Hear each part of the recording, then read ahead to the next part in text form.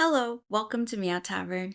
So, I was originally planning on keeping this as a really short video, but unfortunately, it's turned into this gigantic video, as you can see. I realized that maybe some people don't remember Noragami. It's been quite a few years, so and maybe like my little review and commentary in between would be fine. So, here we are in this gigantic video. So, get started on your artwork, your chores, or listen to this at work, because this is the story of Noragami, the Stray Gods. Volume 1. One day, a girl, a victim of bullying, cries in the bathroom stall. On the graffiti covered wall, she sees a single cell phone number appear. Yato! Crown, open for business, 09XXXX, hashtag 3X. I will solve all your problems. Any other time, the scribbles would have failed to catch her eye. But today was different. She calls the number. She wonders if she can trust the person answering her call. But she's desperate that she cries out for his help. Within seconds, Yato and his Shinki are standing up against the bathroom stall doors, scaring the girl into an almost heart attack. Yato introduces himself as a god, but she's like, oh, no. This one, he might be schizo. And well, Mitsumi, the girl who calls, excuses herself and walks back to the class where she overhears her classmates talking smack about her, saying how she should slit her wrist. Then she'd be unstoppable at getting special treatment from her teachers. Obviously, that must have made her heart drop. What a horrible sack of shit. She notices a small bird-like creature on her finger and yells out in class, causing a small commotion. She runs to cry in the bathroom where Yato and Tomone still are. Yato notices that Mitsumi talks in third self about herself and is like, talking in third person. What an ego. What a weirdo. Tomone tries doing some damage control because why the heck would he blurt that out when Mitsumi is clearly going through some shit right now? No time for idle chatter as Ayakashi begin to appear, this one taking the form of a whale. Ayakashi are like these, they're not entirely yokai, but they're like spirit, weird, supernatural type of entities that feed off negative human emotions. So that's really what Ayakashis are, and then they influence people to do really bad things. The concept of nearshore and farshore also exists within this realm. If you read or watched Toilet Bound Hanako-kun, you don't need an explanation, but if you haven't, simply put, it's the boundaries between the living and the dead. However, in this universe, if a supernatural being catches you, the evil within you begins to take over. So it feeds off your negative emotions and grows stronger and stronger, pushing you to do either something criminal or to end your own life. The little bird starts chirping, cheering the girl on, trying to say, "You can do it!" A gigantic Ayakashi shows up due to the exam stress inhibiting all the students at the school. So Mitsumi requests for Yato to get rid of all of the monsters for her. Yato agrees, but only if she gives him the down payment of 5 yen. Once that's complete, he takes care of the Ayakashi and all is safe. When Mitsumi walks back to class, she realizes the bullying hasn't really stopped, which breaks her heart. She's at the nurse's office sulking. She starts wishing that she would just die. Because of these negative thoughts, a small Ayakashi begins to form around her. Before it can grow, Yato squashes it and walks away from the nurse's office where Mitsumi had gone to hide. He feels frustrated by Mitsumi, but his Shinki won't stop giving him shit for not helping the young girl out. So he finds her and cuts her ties with all her classmates. She won't be a victim of bullying now because she'll be a stranger to all of them, which sucks, but I feel like I would be relieved to not be living in everyone's mind negatively, just being harassed because they don't like me. After the job is done, Tomane quits being Yato Shinki and asks to be released, which he obliges and releases her from his contract and takes back the borrowed name Hunky. And she just walks off, calling him a bum-ass loser. Yato has to find a new Shinki and get back to work as fast as he can, or his existence will cease to exist. Gods as unknown as Yato die off when they are completely forgotten. He has to work hard to make sure that he lives in people's head, even for a day. Yato is bumming out on a bench. He hasn't really gotten a job or a call in a while, and no luck with a Shinki either. Not to mention, no shrine, which is essential for all gods. He finally gets a call, but it's from a kid hoping to find his lost cat, Milord. Yup, that's the cat's English translated name.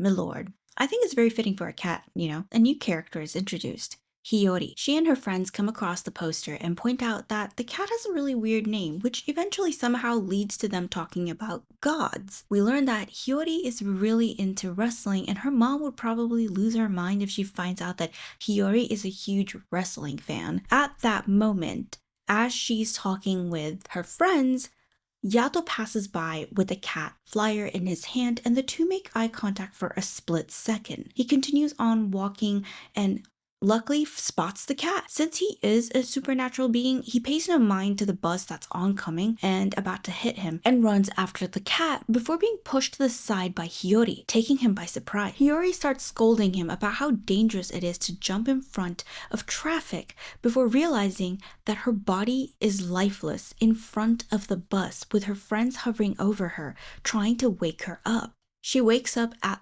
her family's hospital, being examined by her father. She's totally fine, but what about the guy that was on the scene?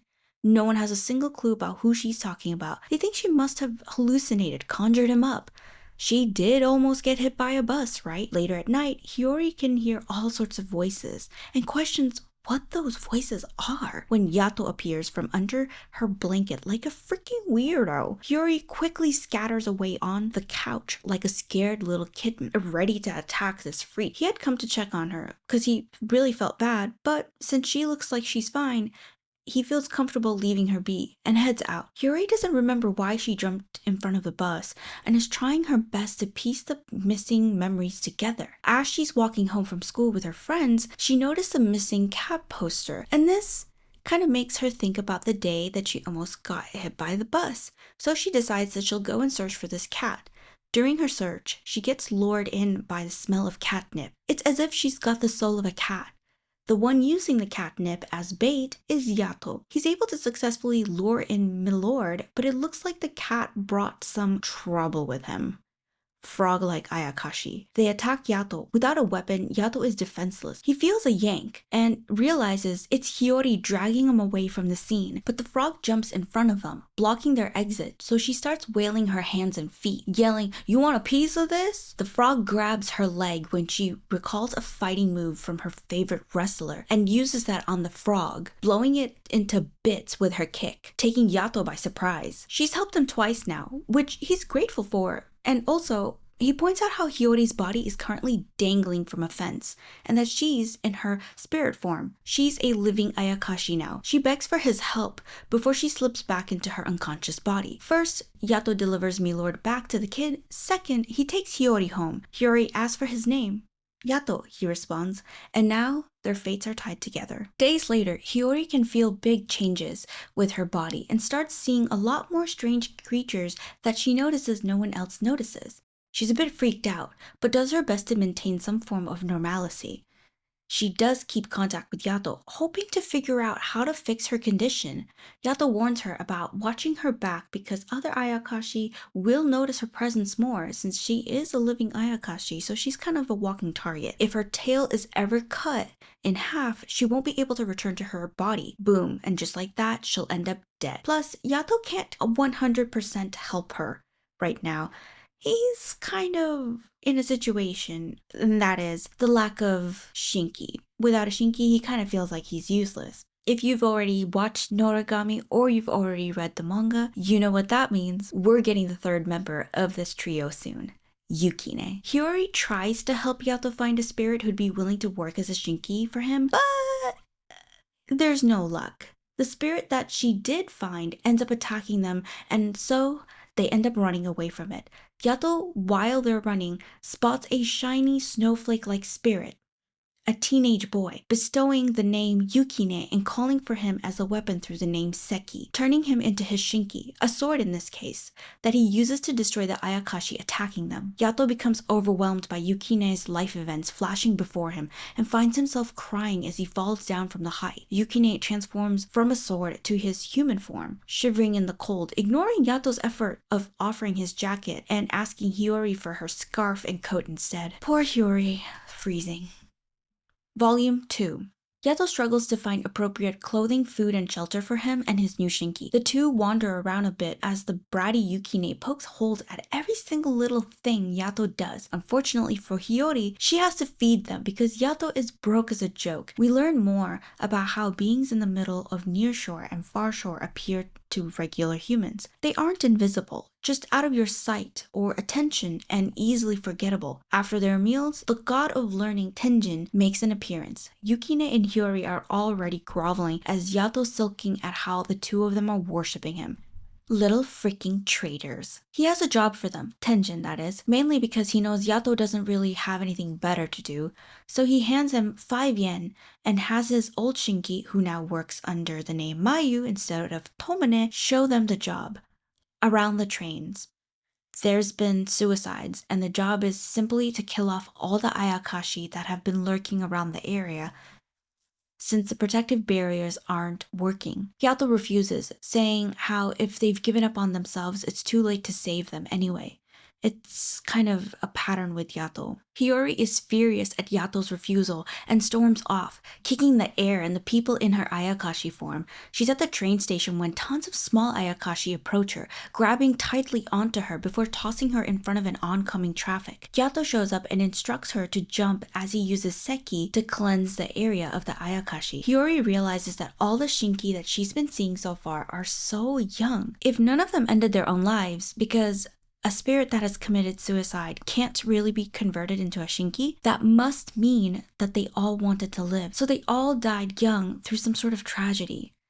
Suicide or people saying they want to kill themselves triggers Yato simply because he can easily fade and still wants to keep his existence known to humans. And 2, he is clinging for his life daily as an unknown god, but he also gets mad on behalf of the Shinkis. Personally, I think that's still kind of harsh. Some people have absolutely horrible lives and feel so cornered that they feel as if ending it is the only way to escape from the never-ending horrifying emotions that they're feeling. So I don't really agree with him nor Hiyori on their reasons for him being an asshole to people who wish to end their own lives, but anywho, Yato and Yukine do many odd jobs as they possibly can to grow their funds. Yato doesn't realize this, but Yukine is letting people tip him more than the 5 yen that he usually charges. Hiyori, on the other hand, notices that, but keeps it to herself. She feels a little bit concerned about Yukine's actions and eventually in private confronts him about it, but he yells back at her with some harsh words, basically calling her a little privileged,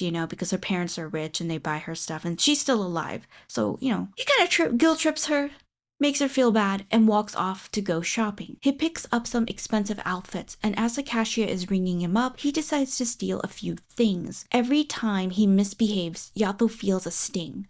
No other god would put up with a sting from his own Shinki, but Yato doesn't mind. He's concerned about Yukine and can feel him freezing off somewhere. It's getting dark, and Yato knows that Yukine is scared of the dark, not to mention how he has psychological trauma from his past experiences from when he was still alive. Yukine's backstory isn't really colorful, but that's really touched more towards the end of the manga, around volume 20 or so we're not really gonna get into that. I do think that the anime does kind of foreshadow heavily what happens, but yeah, you don't really get that much of that in the manga. Yukine finds a child who might be slowly turning into an Ayakashi and hasn't really realized that she's dead. And, well, the child waits for her mother at the bench. Yukine accompanies the girl and waits for her mother with her, despite knowing that the said mother won't be showing up anytime soon.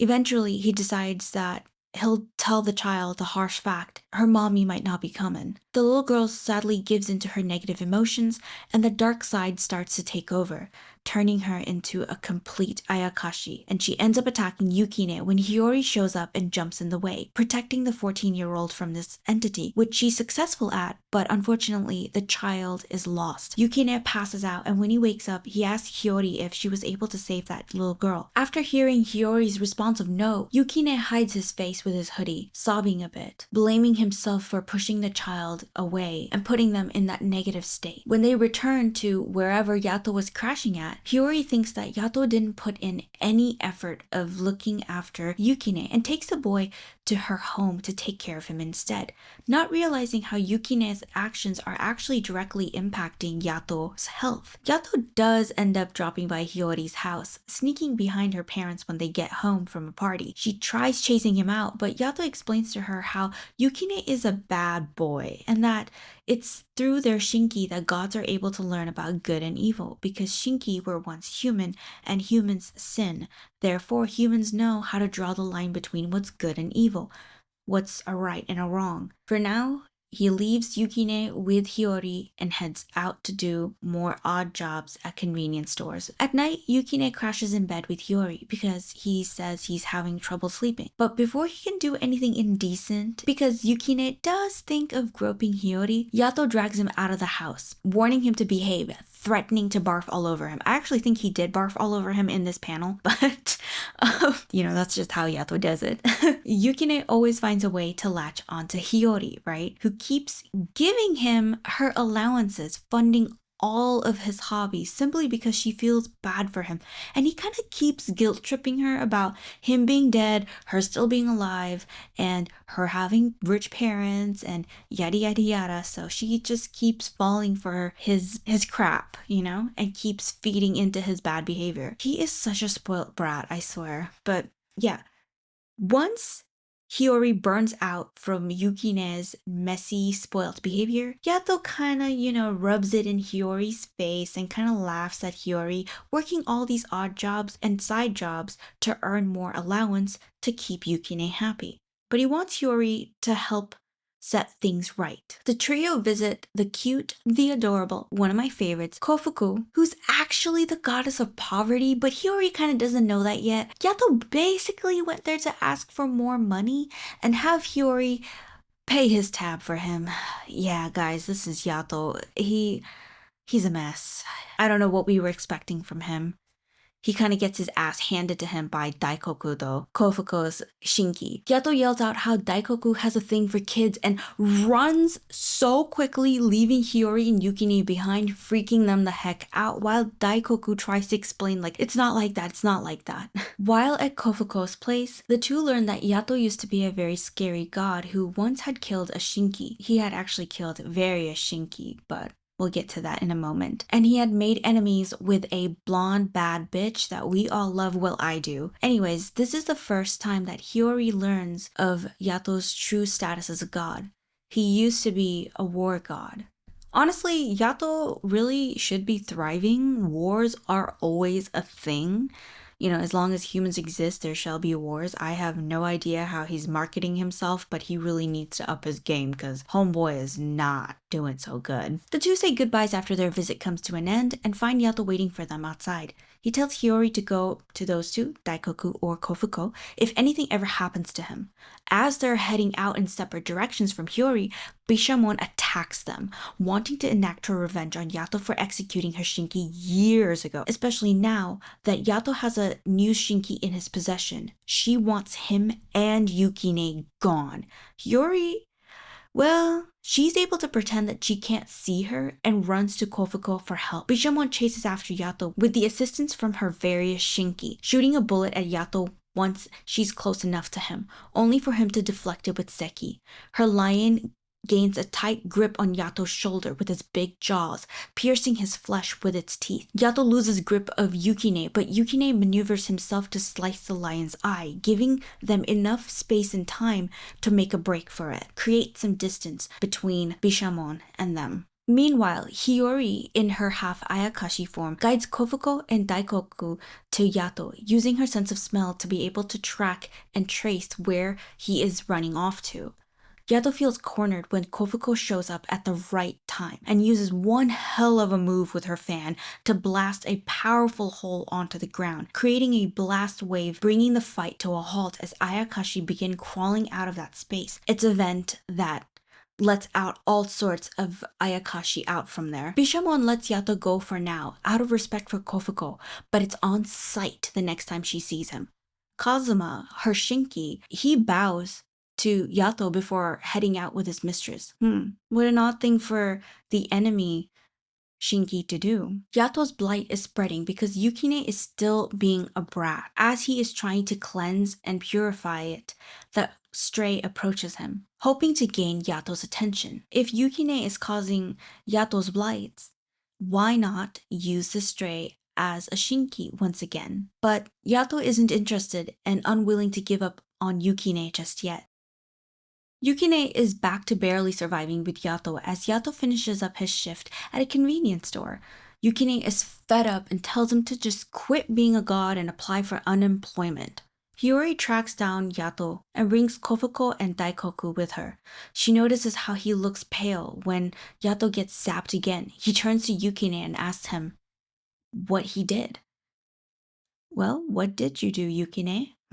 Maybe he stole some cash from the register when Yato wasn't looking.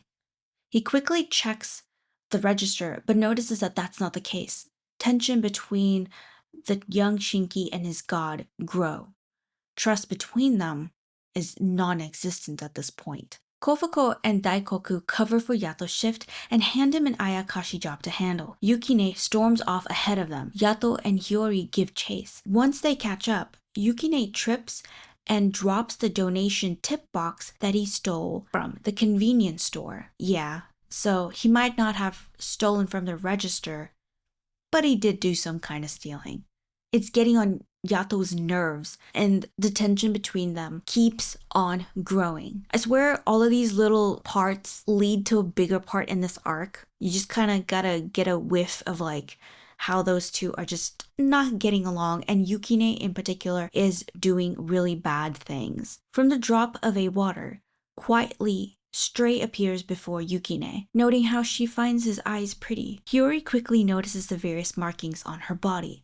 Stray requests for Yato to call upon her name once again, like he used to in the past, like he did when he used her to slay Bishamon Shinki. Before she can continue, Yato brings Seki close to her neck, but doesn't slice her neck open. Yukine doesn't want to kill Stray and is kind of spooked out that this kind of got to this point. He's never experienced having an interaction like this. He's only sliced Ayakashi up to this point, and has never been used against another Shinki, god, or even a human. After that interaction with Stray, Yato leaves the area to hunt down the butterfly that they were asked to take care of. As he swings Yukine around to slice the Ayakashi, he notices that Yukine is not sharp enough. The interaction with Stray had left him shaken, so Yato uses the water from the shrine on Seki to help finish the job. He isn't willing to take help from Stray and won't give up on Yukine, but he doesn't know what to do about Yukine's bad behavior, and he has no idea how else to get rid of all the blights showing up on him.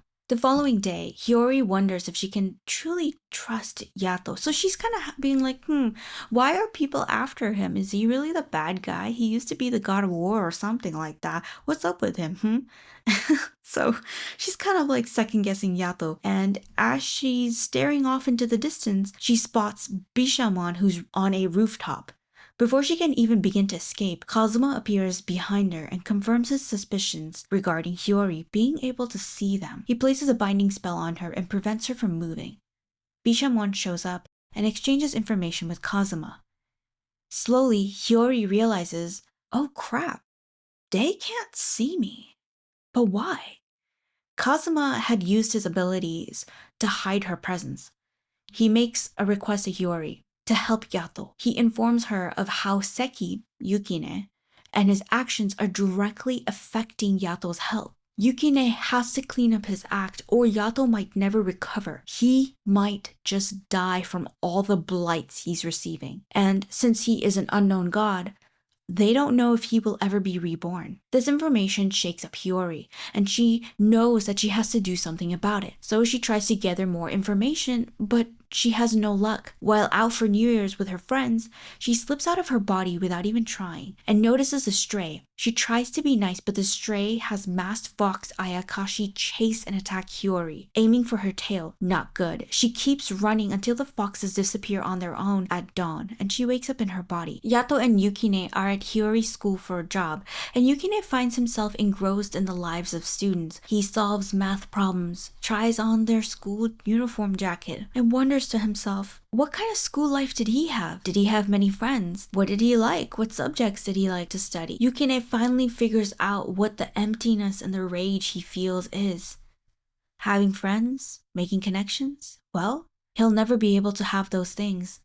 He'll never be able to connect with anyone like that because he is dead. This rage takes over him and he begins taking out his anger, smashing windows all around the school, causing Yato to be heavily blighted once again. This time it's severe and it's actually causing Yato to die. Hiyori starts panicking, leaves her body to try and get Yato to Kofuku. But once Hiyori gets there with Yato, Daikoku draws a borderline, separating the trio away from them. Things aren't looking good. Yato's blights are so bad that it can easily affect the other two. They allow Hiyori to walk through, but the other two need to stay put. Shrine water won't help Yato anymore. Yukine needs to be punished for causing Yato pain. They need to do a ritual. Daikoku goes to gather other Shinki who'd be willing to perform the blight removal ceremony. Daikoku turns to Yukine and says, if he moves from that spot, he will kill him. After threatening the boy, he sets off to find other Shinki, but struggles to find anyone who'd be willing.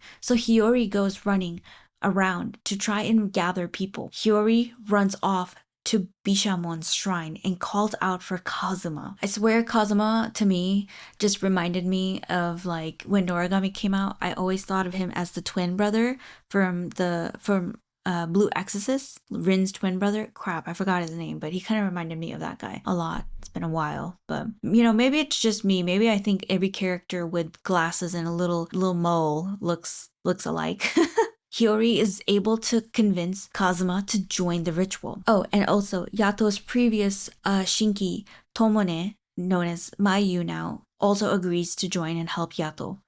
They start by purging and cleansing Yukine, who has various Ayakashi eyeballs growing on his back. It's not a painless process. They have to keep zapping him till he confesses to every sin he has committed. If he refuses, he'll turn into an Ayakashi more and more. Hiyori attempts to reach out to Yukine to reason with him, to make him see how much Yato cares for him, like a father. Her words catch his attention, and Yato yells out how he gave him a human name, so he should live like one.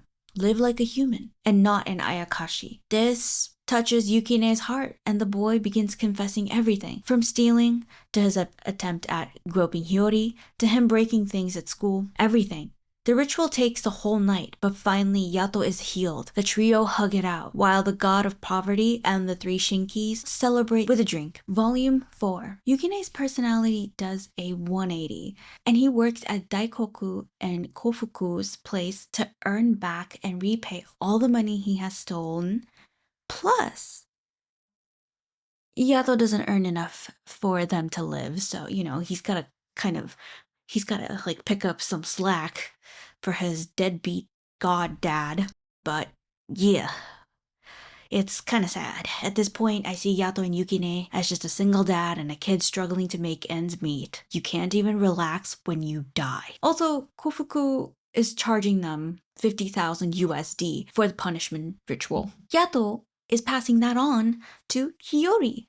So Kofuku is like, 10,000 USD works as well, here's a student discount, that works too. Later, Yato drops by Tenjin's, the learning god, his shrine, to thank him for letting Mayu come and help with the ritual. And Yato has no idea how to help Hiyori. So he's like, she's asked me to fix it for her, but I've got no clue. Now that she's helped me a couple of times, I kind of feel bad and I hope that I can, help her back. So time to get back to work. Time to repay the 5 yen that she paid me to fix her condition. And Tenjin, he's super disappointed. He's like, oh my god, dude, you didn't start looking for a solution? And since Tenjin isn't really sure what to recommend, so he suggests to Yato to try cutting ties with Hiyori completely. Kazuma avoids trouble with Bishamon thanks to a fellow Shinki covering for him, but she's on edge. The trio are babysitting for a couple that's exhausted and want a good night's rest. All is fine and dandy till a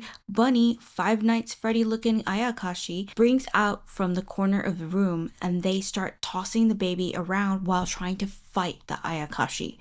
Whenever the spirit is cut, it's able to heal itself, and it looks like the baby is actually calling out for the Ayakashi. Turns out that the Ayakashi is just an illusion created by the baby's imagination because he had no one else to play with. They slice off the mirror Ayakashi and quickly begin heading out because the place is a complete mess. Hiyori notices the mask that falls off from the bunny Ayakashi and informs Yato and Yukine of what happened to her during New Year's, how she was attacked by fox Ayakashi that had masks on just like these. This information eats at Yato, knowing he'll have to truly cut off Hiyori from them. She might be in danger if she continues roaming around the far shore. A new player is introduced, Kugaha, a medicine man who is friendly with Stray and attends to Bishamon's wounds. He's also one of Bishamon's Shinkis. Stray snitches to him about seeing Kazuma with Daikoku, aiding in Yato's healing and Yukine's punishment. Nothing good can come of this. Great.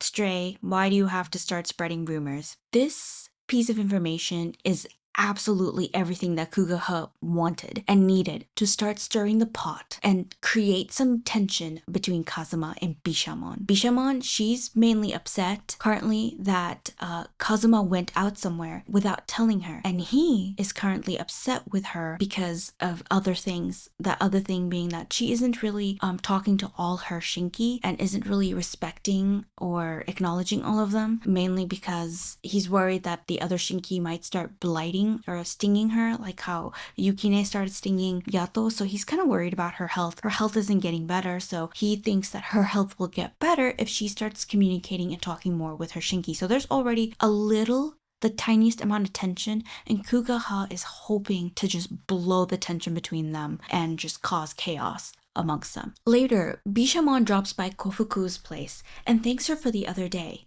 What she doesn't realize is that Hiyori and Yukine are hiding underneath the futon, hoping that she goes away quickly. I just gotta say, I'm not particularly religious, but oh lord, would I pray to Bishamon. Kofuko glumps Bishamon and asks her why she's in complete battle attire. She calls back the names of all her Shinki, reverting them into their non-weapon forms. They introduce themselves, Kazuma included, which blows Daikoku's mind away because I guess he didn't realize that Kazuma was Bishamon's Shinki, and Kazuma has to shake his head no to clue him into not reacting in front of Bisha. Bisha is there to ask for an ill-omened forecast so that Kofuku circles a bunch of places on a map to indicate the places where possible vents will open up. But Bishamon tries to intimidate Kofuku, asking her about Yato, because she kind of has an idea that those two are close, right? But Kofuku stands her ground and threatens Bishamon back, saying if anything happens to Yato, things will get ugly between the two of them. As Bishamon is heading back to her shrine with her Shinki,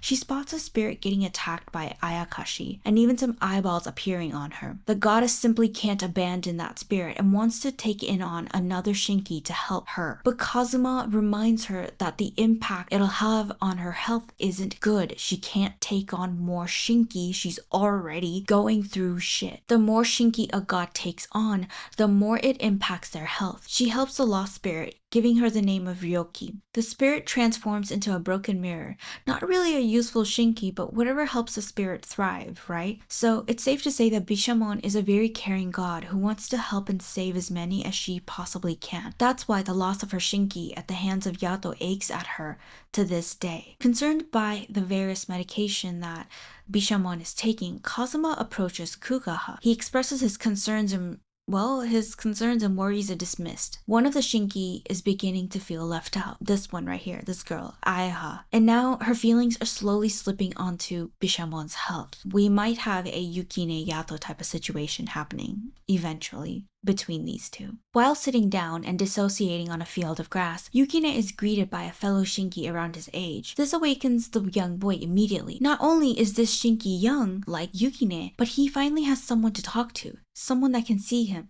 Is this a potential friend for Yukine? Yeah, no, he's one of Bishamon's Shinki, and Yukine does try and make a run for it, but the cheerful boy known as Suzuha drags him and takes him to a big unblossomed cherry tree that he takes care of, sharing a few things about himself and a human girl that could see him.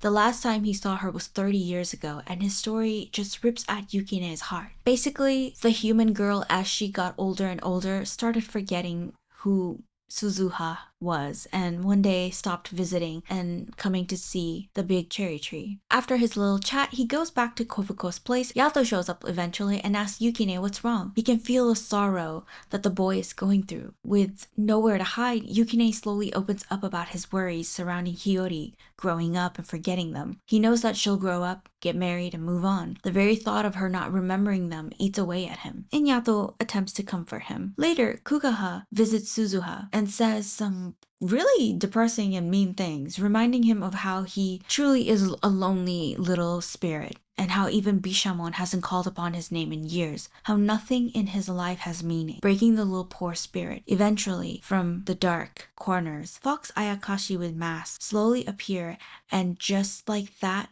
Bishamon loses another Shinki. It stings her soul. She can't figure out who left her, which Shinki's name is disappeared. She just can't pinpoint, but she knows that she's lost someone. She opens up her window and spots Aiha, who starts running away, apologizing. Something bad is brewing. Bishamon can tell. The next day, Bishamon does realize who died when she notices that the flowers are withered. It was Suzuha. It's good to know that Bishamon did remember him, because the boy was convinced that Bishamon just forgot about him entirely before he died. And that's just freaking sad. When Yukine goes to the tree the next day, he's a bit puzzled as to why Suzuha isn't there. So he starts tending to the blossom tree with the help of Hiyori. Yato's kind of avoiding Hiyori, but he can't help himself but to tweet at her, and he gets upset when Yukine starts getting all the attention. Aya ends up picking on another Shinki, and ends up with an eyeball on her back like the various that were on Yukine's. She also ends up stinging Bishamon a lot, probably multiple times a day, or at least once a day. Oh boy, you can already tell where this is heading. Bishamon tries to talk to her Shinkis, but whenever she approaches them, they all hide their true selves and emotions, so there's no way for her to be able to talk to them and help them and try and figure out what their personal struggles are. While Bishamon is taking a nap, Kazuma notices a small blight on her neck. He gathers all the Shinki and searches all of them for Ayakashi on their backs. They will be punished and go through the punishment ritual if nobody comes clean. He's doing all of this without Bishamon's knowledge. Somehow, with the help of a strange medicine, Kugaha is able to conceal Aiha's Ayakashi and removes Bishamon's blight temporarily. So after the search is done, no one is found to have eyeballs or Ayakashi forming on their back, and Bishamon's blight is gone, so everyone's like, what's going on? You know, was this a false alarm? Kazuma won't back down from his suspicions, even though, like I said, all the other Shinki kind of think that search was unnecessary. Under the unblossomed cherry tree, Yato is able to figure out that Stray was the one who had the Shinki Suzuha killed. From the dark shadows, Kugaha approaches Yato and tries to provoke him, who doesn't take kindly to the strange Shinki's words and questions him who his owner is. Without a proper answer, Yato finds himself brawling with the unknown Shinki. Kugaha attempts to use a mask Ayakashi against Yato, but Yato is able to command it begone with just his voice. Kugaha falls back and Yato rages about how he won't just disappear. Volume 5. Since Yato is avoiding Hiyori, but also stalking her everywhere she goes, because he kinda is paranoid about the Fox Ayakashi showing up and Stray kinda going all crazy on her, Hiyori offers to come visit him daily, to kind of calm his nerves down, right? This ends up making Yato blush. I'm guessing it's mainly because nobody prays or visits his ass, so he's kind of excited at the fact that he has an official follower, Hiyori. At the Bishamon estate, Kugaha slowly begins to cause a stir between Kazuma and Bishamon's relationship, informing Bishamon of a rumor regarding Kazuma and his attendance at the ablution for Yato. She just laughs at this information. No way, right? Her trust for him runs deep, and so the wound will run deeper once the truth unfolds. For now, she dismisses Kugaha and the rumor as just hearsay. Seeing Kazuma at the cherry blossom tree, grieving someone, leaving flowers behind, jogs Yukine's mind, and memories of Yato warning him to stay away from the tree floods in. He realizes what has happened to his newfound friend. He runs after Kazuma, following him back to Bishamon's shrine and bumping into him, hoping to gain answers, but he ends up falling into the entrance of the place, entering the Bishamon estate instead. Noticing other children playing around him, he panics a little bit before Kazuma drags him away, slowly, for his own safety. Yukine is so dead if Bishamon finds him first. But unfortunately for Kazuma, he was not fast enough at hiding Yukine because Bishamon is standing right behind him, fully acknowledging Yukine as Yato Shinki. Bishamon is furious and calls onto her other Shinki, who takes the form of a gun, pointing it at Kazuma, demanding to know why Yukine is there. Yukine gets fired up and starts asking if it truly is wrong for him to come visit his own friend Suzuha. He calls out for the boy, but no response, so he loudly questions if Suzuha is truly dead. Rage consumes him as he yells with all his might, asking Bishamon why she wouldn't protect him. Words cutting deep. Bishamon is frustrated, annoyed, and upset. She questions if the rumors about Kazuma are true. He doesn't deny it, sharing how he feels that Yato had saved her life, but she doesn't want to hear it, and fires the gun at Yukine, but the bullets never reach him as Kazuma draws a perfect borderline to protect the boy. A direct defiance against his god, shocking all the other Shinki. Bishamon won't accept the disrespect, and instead of releasing his name, she banishes him, saying how she doesn't care if he turns into a stray. I thought you were bae, Bishamon. Turns out you're just fam. Anyway, Kugaha is absolutely excited. He's celebrating. He's like, holy shit, I didn't even have to do much. I didn't have to instigate anything else other than just tell her the rumor. Crazy how that worked out for me, right? Back at Kofuku's place, Yukine hides himself under the blankets and starts crying for hours. Yato tries to cut him slack because, Yato can feel all of Yukine's emotions right now. He's like, you know what? It's okay if he's sulking. He lost his new friend and he got another Shinki in some major ass trouble. Oh, and Kazuma is crashing at Kofuku's place as well. Homeboy is temporarily homeless, so the gang is all here. We got some funny jokes being thrown, bonding scenes here and there, before we're back to business. Aiha, Bishamon Shinki that stung her, right, tracks and attacks Yato. Their main goal is to get Hiyori in her spirit form, which she is in to help Yato fight since Seki isn't available for him to draw, right? Because Yukine is kind of crying and being emo right now. So yeah, Hiyori is right there for them to grab. The two are kind of not that powerful on their own, but when they stole a weapon from Bishamon without Bishamon knowing, and two, they call on Spider Ayakashi. And the Spider Ayakashis, there's more than one, there's a bunch, there's a horde, and they all start surrounding and swarming Yato and Hiyori. Yato attempts to lure the horde away from Hiyori, and this opens a window of opportunity for Kugaha and Ayaha to tie up Hiyori to make their escape before Yato returns back. But before they're able to complete that, Kazuma shows up. Using his binding spell, he frees Hiyori and confronts the two, but Kugaha isn't bound for long. He breaks free for some reason. Why? It doesn't make sense. Kazuma used his Shinki name to bind him, and Kazuma is a blessed vessel, therefore he is kind of stronger and in terms of ranking for sure. So why is Kugaha not behaving like all the other Shinki? He walks up to Kazuma and uses a spell back on him, calling his Shinki instrument name Choki, binding Kazuma. This indicates to Kazuma that Kugaha might be astray, so Bishamon isn't his only master, he works for someone else too. Who? Now, wouldn't you like to know that, Weather Boy? I'm sorry, okay, I'll shut up with the references. Hiyori and Kazuma end up getting kidnapped. When Yato returns, he finds Hiyori's body and wonders if Bishamon stole Hiyori's Ayakashi form or spirit form, right? And he drops Hiyori off at the hospital before he storms off in anger after seeing Hiyori's parents in distress. He wants Hiyori back. While in the jail cell, Kazuma and Hiyori bond. Firstly, he lets her know how she'll die if she stays in that place for too long, because it's kind of, rigged with a bunch of stuff. So they're on kind of like a time limit. Secondly, how he is the sole survivor of the Ma clan. That's why his name ends with Ma, Kazuma. His entire family was slaughtered by Yato. They were slaughtered upon Kazuma's request, and he quickly figures out how some current events seem familiar to him. He hopes Yato doesn't think that Bishamon kidnapped Hiyori and goes to find and fight Bishamon.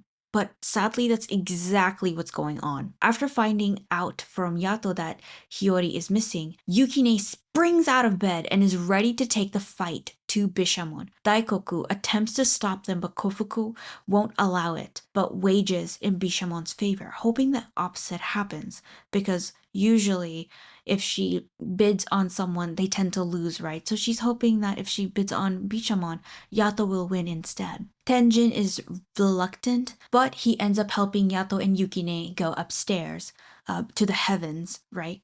Because when you're in a shrine, through that you can go up to the heavens. That's kind of how it works. Yato doesn't have his own shrine, so he kind of needs to go to another god to be able to find entrance. Tenjin is his ticket up there, but on two conditions. One, Tenjin's involvement is off the record, and two, Yato needs to cut his ties with Hiyori. Yato says fine, challenge accepted, time to bring back Hiyori. So the battle of the gods begins. Once Yato infiltrates the Bishamon estate, Bishamon is ready to confront him. Yato questions Bishamon where Hiyori is, but she's too absorbed by her past wounds to focus on the reason Yato showed up at her shrine. As the two fight, Kazuma shares with Hiyori some backstory surrounding Bishamon and the Shinkis that Yato killed. Backstory: Bishamon got blighted really badly by her Shinkis. Back then, she had many Shinki. Pinpointing who caused this harm was difficult. One of the oldest Shinki, Bishamon's old guide, threatened all the Shinki to expose themselves, or she'd call the god of calamity and have everyone wiped over there. She'd call on Yatogami if needed. This paranoid every Shinki. There were tons of punishment rituals done by the guide, but the culprit was never found. Bishamon grew even weaker and weaker. Desperate for a solution, Kazuma ran to find Yato and prayed to him to kill his family. A loud sound sends a shockwave, and the three turn to see a huge Ayakashi formed from all of Bishamon's Shinki. She's on the brink of death at this point, and Kazuma's begging. So, Yato's like, hey, why don't you just let Bishamon die and be replaced with a new Bishamon? But Kazuma insists for him to save her, so he ends up complying. Bishamon, despite being in a horrible condition, being betrayed by her Shinki, blames Yato for the situation that she ended up in. At that point, I was convinced that Kugaha must have been a member of the Ma clan. How else would history be repeating itself with Bishamon? Like, he maybe knew how to push her buttons, but unfortunately that wasn't the case. Back at the fight, Bishamon manages to disarm Yato and lunges at him with her big sword at full force. After having her other Shinki place a barrier around him, he's trapped. No way out, and so Yukine jumps in front of him. Yato watches in horror as the boy gets sliced into halves. Bishamon loves her Shinki like family. They don't refer to her as master, they call her Ane-san. She loves every single one of her Shinkis. She loves them like a mother figure, And she takes any sort of harm that comes to any of her Shinki very personally. She's overprotective of her found family, and that's why she goes after Yato's ass for something that happened years ago. But that's a different case. She's a kind-hearted god that takes in as many Shinki as she possibly can. If she sees a wandering soul that's going to be attacked by an Ayakashi, she'll take them in, even though she already has a gigantic amount of Shinki. Remember, when gods take in a Shinki, they can serve her as a weapon, but most of the Shinki that she ends up collecting might not have a big purpose, right? And that's fine and all. That's not where the issue lies. The issue lies is when some of these Shinki end up becoming liabilities, becoming sad or hiding their emotions without realizing that she can feel all of their emotions. There's just way too many Shinki for her to keep track of, way too many of them to properly communicate with. Who is sad? How do I approach them? Where are they? There's so many Shinki. She doesn't know how to approach them. How could she make their lives better? How could she, offer up some sort of words or anything to make their lives better? What could she possibly do? She's like an awkward parent approaching a child unsure of how to ask them, what's going on? Are they mentally feeling okay? Checking up on her Shinki can be quite difficult. She is unsure of how to bridge that gap because when she approaches them, they just simply smile at her. And she smiles back at them because she doesn't know what to do. She doesn't know how to properly communicate with her Shinki. I found Bishamon's struggle to be relatable to some level because getting a loved one to open up about their struggles can be truly difficult. I experienced this with my younger sister years ago, and it was something that I had to work really hard for years on, and it takes a while. Sometimes they don't want to open up because they're too worried about making you worry, but that's even worse because now I'm worrying about it even more. So I can understand that Bishamon really, really had no idea how to approach her own Shinki. And it didn't help that she could feel each and single one of their pain, but she couldn't pinpoint who to approach and who really needed the help the most. Volume 6. Yato can still feel the faint presence of Yukine, and so he calls out for him. Seki, Yukine goes under a transformation, becoming a blessed vessel, so Yato now has two swords. Back to business. The fight continues as Yukine is able to block Bishamon's sword blows. They're determined to find Hiyori. Mid-fight, Bishamon's medicine wears off and her blights appear. Some of her Shinki get affected. Yato's like, hey, not this shit again, and then just asks her to just let Hiyori go. And then Yato will just leave. But Bishamon isn't listening and demands for her Shinki to just kill Yato. Guilt takes over Aiha, and she rushes over to Kazuma and begs him to help save everyone. There are a bunch of masked Ayakashi that Kugaha has kind of let loose in the estate, and those Ayakashi are going around eating up other helpless Shinki that can't turn into weapons and aren't fighting right now. So there's a bunch of stuff happening all at once.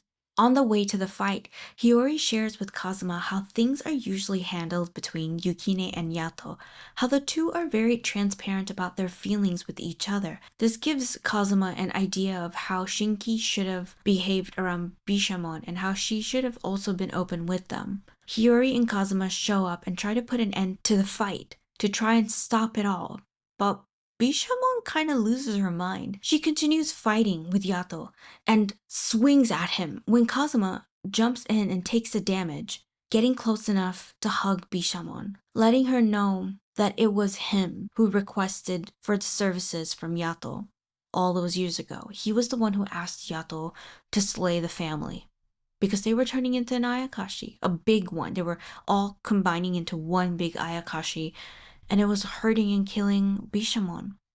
It was the only way to save her. Bishamon snaps out of it, thanks to, Kazuma kind of almost dying, right? He's been sliced up.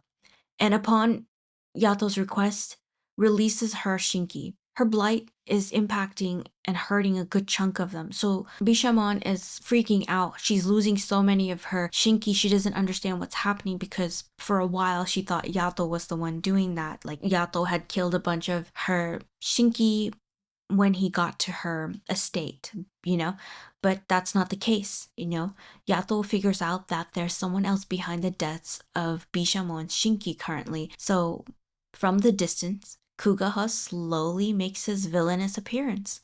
He goes up to Bishamon, attempting to manipulate her, but Yato ain't having none of that, and he slices off Kugaha's hand. Bishamon gets in the way of Yato completely eliminating Kugaha, reminiscing on the days that Kazuma and her had crossed paths with him, insisting that there must be some sort of mix-up, that Kugaha couldn't have done this. But once the word of Ayakashi attacking the Shinki in the springs reaches Bishamon's ears, she releases Kugaha from her service, lowering him back down from the heavens, releasing his name. Before heading out of the area, Yato calls out to Bishamon to remind her that no matter what anyone says, whatever she does is right because she is God. Bishamon is basically heading to take care of the other Ayakashi and having to possibly eliminate some of her own Shinki if needed if they are turning into Ayakashis. That's why Yato is trying to tell her that no matter what she does, she's in the right because she's a god. And Yato is a firm believer that gods are always right,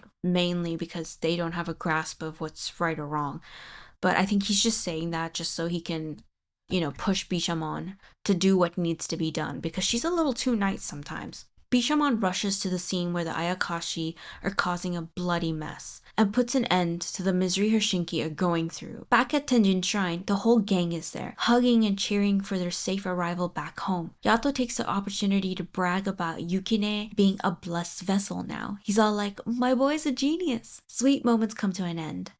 Tenjin reminds Yato of his promise. He has to cut ties with Hiyori, and so he calls onto Seki.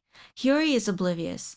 But she wakes up at the hospital, parents by her side, relieved that she's finally woken up because Hiyori was passed out for like a day or so, more than a day, I think. She's finally starting to get ready to go to high school. And damn, I thought she was already in high school. Like when I saw the anime back when I was in high school, I thought she was a high schooler. But yeah, she's a middle schooler. She was a middle schooler the entire time. But Kazuma goes through a moment of reflection.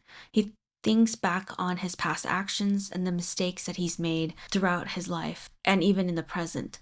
The Ha clan wasn't entirely slaughtered, and Aiha, the one who stung Bishamon, was able to go through the punishment ritual, successfully. Bishamon introduces an exchange diary to communicate with her Shinki, and it's filled with funny interactions like, it's so annoying to hear Aiha talk about her crushes. What do I do? To go. Crushes? Crushing what? Bisha.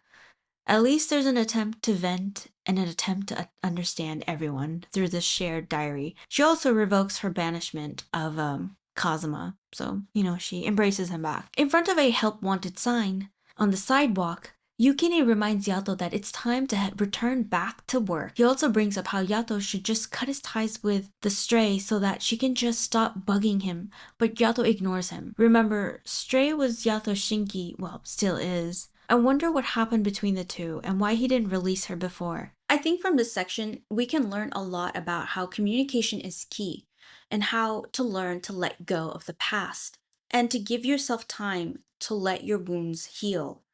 Bishamon kind of juggling through all of these things, right? And I think it was really important for her to let go of her past and to try and see things from Kazuma's perspective as well, because he doesn't see that moment of Yato coming to save Bisha as him killing his family. He sees it as a way of saving Bisha because the rest of them were far gone. The rest of them had turned into this one gigantic Ayakashi. They were beyond saving. So I think it was important for her to have this conversation with Kazuma and not let blind rage consume her. But at least they're at this point where she's ready to let it go. And it's quite unfortunate that history had to repeat itself, but at least she's learning to sit down, listen, and properly communicate. Volume 7. Yato sees Hiyori walking past him. It's sad for a split second before he yells out demanding to know why she blocked him on Twitter, and she's also blocking his calls, avoiding him at all costs. So when he tried cutting ties with her at the Tenjin shrine, she kind of blurted out that she wanted to stay with him longer. Yato kind of got weird after that and super clingy because he was like, oh my god, I have a loyal follower. So she kind of just wants some goddamn peace and quiet and space from him, so blocking him is the only way to get him off her back. Hiyori throws a picnic party under the cherry blossom tree where Suzuha died. Hiyori invites even Bishamon in hopes that Yato and her are able to solve any sort of bad blood between the two, resolve anything, Which is kind of adorable of her. Not even gonna lie, I thought Yato and Bishamon would make a cute, stubborn god couple, but hey, I'm just here for their crazy vibes. Anywho, the two get crazy drunk. Broken bottles pointed at each other, ready to tussle. Bisha gets a bit emotional and starts apologizing for blaming him for killing her Shinki when Yato places his hands over Bishamon's mouth and kisses it, diffusing the tension and blowing everyone's mind. Like, look, Kazuma's glasses are blown away, Hiyori's eyes are burning, Tenjin's dentures are out, and Kofuku is recording everything, Surreal Queen. The Shinki are shocked and Bishamon is about to beat his ass. Fast forward to the day after the party, Kofuku gets tired of babysitting Yato whining at her place and brings him over to Hiyori at school. The moment Hiyori agrees to stop ignoring Yato is the moment this clown possesses her body to begin his high school debut. Excuse me, sir? What are you talking about? Basically, Yato was so stoked to pretend to go to high school and be a total menace, but he also was using Hiyori's body to do free promotion for himself, Yato, Yato's business. He does a lot of embarrassing crazy shit. Like, that's crazy. Like, if I were Hiyori, I would transfer after that day, because ain't no way are you recovering from that. He does a lot of embarrassing stuff, but I guess most of her classmates don't remember half the embarrassing stuff, mainly because Yato does rescue somebody while in her body, so everyone's kind of mind blown at how strong Hiyori is, but they also kind of think of her as like easy. Because he's like flirting with every other guy and like giving Yato's business number and acting as if that's like a hotline that they can get in contact with Hiyori with. My god, it's so bad. Anyway, I didn't recognize this guy, but he showed up in some earlier panels. I figured he was going to be somewhat important. I'm not sure if he's a senior or freshman at this point, like Hiyori is, but he seems to find Hiyori interesting. So lock in on his face. He actually bumps into, or rather, Hiyori bumps into him on the first day of school, and he kind of catches her. So that was their first interaction, and this is kind of like the second time he's shown in the manga, and I feel like he's gonna be relevant. And trust me, he is. When Hiyori shows up to school the next day with a broken shoulder, thanks to Yato, everyone fawns over her. Well, some do, some don't. A cat with a mask pattern on their collar bell observes Hiyori before heading out. Great. Trouble is in the air, and a new face is introduced. Ebisu, the god of wealth. He becomes a reoccurring character, and I believe he was in season 2 of Noragami. I didn't really bother rewatching the anime for this. I kind of got absorbed by the comic. He is just a character that I grew to love. Ebisu wants to buy Yukine from Yato. He brings tons of cash and even suggests that they both use Yukine. So, he's suggesting Yukine become a stray if possible. He gives Yukine and Yato a day or so to think over it, and he leaves the money behind so that they can think about it, They are broke. Ebisu might be the figure behind all the masked Ayakashi because his office has a glass cabinet with similar masks on display. We don't know that for sure though. So the plot thickens. The next day, Yukine declines. Yato gets depressed because he wanted the money for the shrine. Not that he was gonna sell Yukine, but he just kind of wanted to keep all the cash. And he starts whining and crying, and so Hiyori decides to build him a mini shrine. Not livable, of course, just a cute model shrine. But that doesn't matter because that shrine is Yato's pride other than his blessed vessel Yukine. He absolutely cherishes the little shrine. His appreciation for Hiyori grows. Using that tiny model, Yato is able to get approval to register as an official god. I guess he was just fucking winging it, before. Like, dang, he wasn't even officially recognized as a god. But now he and Yukine can enter the heavens above without needing help from Tenjin. Kofuku informs Hiyori how because Yato is a lesser god, if he has no followers or anyone to remember him, he will fade away. This does worry Hiyori. Daikoku wonders how Yato has been able to survive all these years despite being an unknown god. It's quite a mystery. On the other side of things, it looks like Ebisu really is the god behind the creation of the masked Ayakashi, or at least that's how the comic portrays him at this point. He gives the Ayakashi names, a mask, and puts them to work. What could Ebisu's goal be? Yukine drops by to greet Bishamon and Kazuma, informing the duo of the newly move up to the Tamaga Hara. Just gonna say heavens instead of that. But also requests for Kazuma's help in learning more spells. So Yukine kind of goes through a mini training arc with Kazuma in order to become a stronger blessed vessel for Yato's sake. He gets kind of clowned by Kazuma though. The deal was that he'd get to draw on Yukine's face each time he was slow to react defensively. Yato, on the other hand, is still flying high about his little shrine. Oh my god. I have a shrine is kind of his attitude right now. In the middle of the night, a depressing job comes up. Yato tells Yukine to go back to sleep, and he slips out to assassinate a man for a desperate woman whose child was murdered. The killer was getting a lesser sentence as ruled by the courts. Justice failed her child.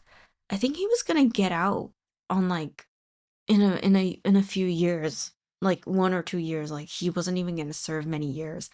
And so she wants Yato to get rid of him. So Yato calls upon and uses Hiro, the name he gave Stray. He wants to release her after this job, but she brings up how he is the reason she turned into a stray, questioning ominously if he would betray father as a masked Ayakashi appear behind him, attacking him relentlessly. He attempts to call out for Hiro to help him, but she doesn't respond, leaving him completely defenseless. She's there to collect him and take him home to their father. Is Father Ebisu? Volume 8. Yato wakes up at a nice house, bandages around some of his wounds. He mentions how it looks like his free time is over now, and how father will make him work with the stray again. So the two go on various killing sprees, gaining revenge for those who have been wronged. They kill a few serial killers. Listen, I feel for the family, so maybe it's not all that bad. But Yato hates it because he also has to kill some random folks, not because of some revenge ploy, but they have to kill, innocent humans as well, based on father's requests. He attempts to break free. Yato, that is. But no luck. Plus, father returns back home, requesting him to do one last job, and he'll finally set the unknown god free. Hiyori becomes worried. Yato hasn't returned home in a week, which turns into a month. Tenjin tells her to stop worrying and get a crush on a boy or something. Be a regular high schooler. At school, a girl asks Hiyori to get an upperclassman's cell phone number, and she realizes, hey, it's that one guy from so many chapters ago.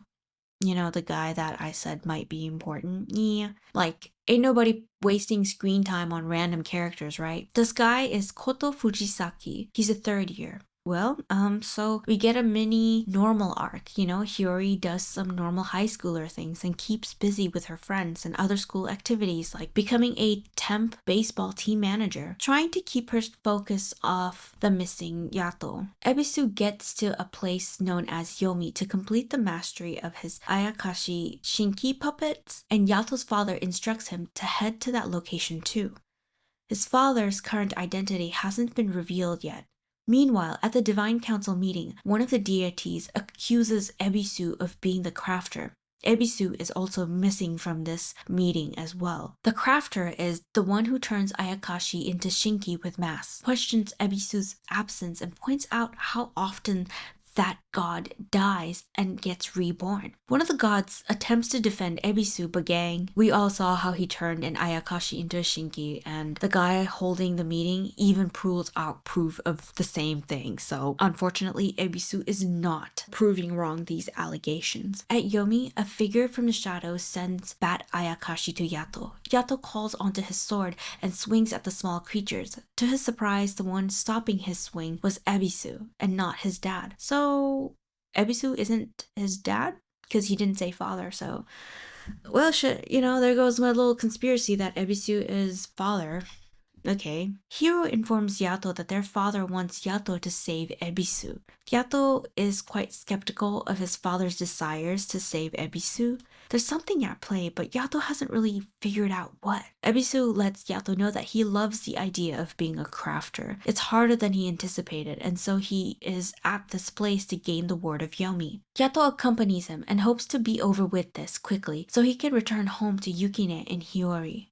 Meanwhile, Kazuma is distracting Yukine with his training, and Hiyori is on a triple date at an amusement park with her friends and Fujisaki. She keeps seeing Fujisaki as someone else, someone we know, wondering how he'd, the person that we're all thinking of, would react, since he always wanted to go to Capybara? I keep thinking it's Capybara, but I think it's Capybara Park too. She gets little souvenirs with little crowns, but she can't remember. She can't remember who she wanted to buy these for. Her memories are getting hazy. At the park, while the parade is going on and the fireworks are going off, Fujisaki kisses Hiyori as she panics about who she's forgetting. The interaction stuns her for a second. She's perplexed, and it doesn't help that Fujisaki does kind of look like Yato. At school, she feels awkward and leaves as soon as the bell rings when classes are over, avoiding Fujisaki, running and rushing home. Yukine calls out to her, and she struggles to remember his name, but luckily his name on his clavicle gives it away. She hugs him as she cries his name. He slowly starts catching on to her, maybe possibly forgetting him. As she embraces an old friend, the memories come flooding back. Once at Kofuko's place, she finds her journal with tons of notes, and she also notices all the dates and days that she stopped writing. She realizes that she's not special. She thought she wouldn't forget everyone else easily, but she was wrong. Since no one has a clue where Yato is, Hiyori decides to go looking for him. Yato and Ebisu are having a blast. Well, Yato is having to fight off all the Ayakashi, and Ebisu is just reaping the benefits of Yato's skills and kind of glazing Yato here and there, you know? It doesn't take long for Ebisu to fall to the ground. He isn't doing so well. His Shinki, strays, and Ayakashi are being destroyed back in heaven. He is running out of time. They need to find the woman in possession of the Yomi, Izanami. It's the two gods' lucky day because she finds them and drags them underneath to stand before her. But here they are, standing before Izanami. The question is, will she let them take what Ebisu wants from her without a fight? Volume 9. To Yato, she appears as Hiyori, smoking with an old wooden pipe. Hime haircut, cleavage slightly showing, wrapped in a loose kimono, vibrant and elegant. To Ebisu, she's an old granny with neat curls contained to her head, tightly fitted kimono with a wide smile on her face. Clearly, she's luring them in. As the two converse, she swiftly approaches them, an inch away from the two. Ebisu reacts immediately, drawing distance while Yato is frozen in place by her charm and appearance. Hiro has to splash water on Yato to snap him out of her trance. Ebisu gets straight to business. He requests to become a crafter and asks about the word of Yomi. She brings out brushes. She uses that to craft Ayakashi that can speak. She asks if she gave Ebisu her brush, would he become her friend? She's lonely in Yomi. A friend would suffice, but Ebisu isn't a sweet talker and rejects her offer. It doesn't take a second for the beauty to enter a fit of rage, summoning Ayakashi from the water surrounding her. She reintroduces her proposition. She'll hand over her brush, but one of them has to stay behind to become her friend. Ebisu apologizes to Yato. He's ready to end their truce and sacrifice the lesser god for the greater good of Ebisu. The two decide to duel it out and begin fighting. As Ebisu and Yato fight for their freedoms, Hiyori is diving into Yato's history. She's trying to look up any sort of history books that mentions his name. He's lasted all these years, so there's bound to be even a small mention of him in books somewhere. Something or someone has to have kept his name alive. How else has this god escaped fading away?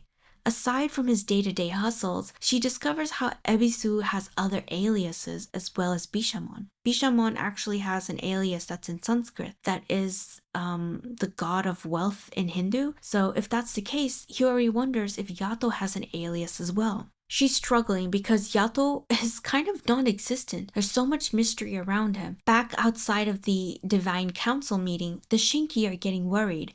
There's little to no word surrounding their masters. They have had a few ideas of what might be happening at that council meeting thanks to little information Kazuma was able to gather. One of Tenjin's Shinkis isn't really a Shinki but is a spirit of a plum tree. She communicates with the trees hoping to gather information on Ebisu's whereabouts. The trees inform her of Ebisu entering the Yomi, followed by a young male deity and a girl with white clothes and a ghost crown. As this information is being shared around the Tenjin shrine, Hiyori shows up. Back at Yomi, Ebisu plays a little dirty and calls the name that he gave Stray, because he also is the master for Stray. He calls her name, summoning her out of Yato's hand and into his own as his weapon. For him, she's a gun pointed to Yato's glabella. Just like that, Yato is declared the loser who shall stay down in Yomi with Izanami. Or so it seems. It's all just a trick to get Izanami's guard down so that Ebisu could receive the brush from her without her suspecting a single thing. Ebisu doesn't plan on leaving Yato down here with her. Now that they've got the brush,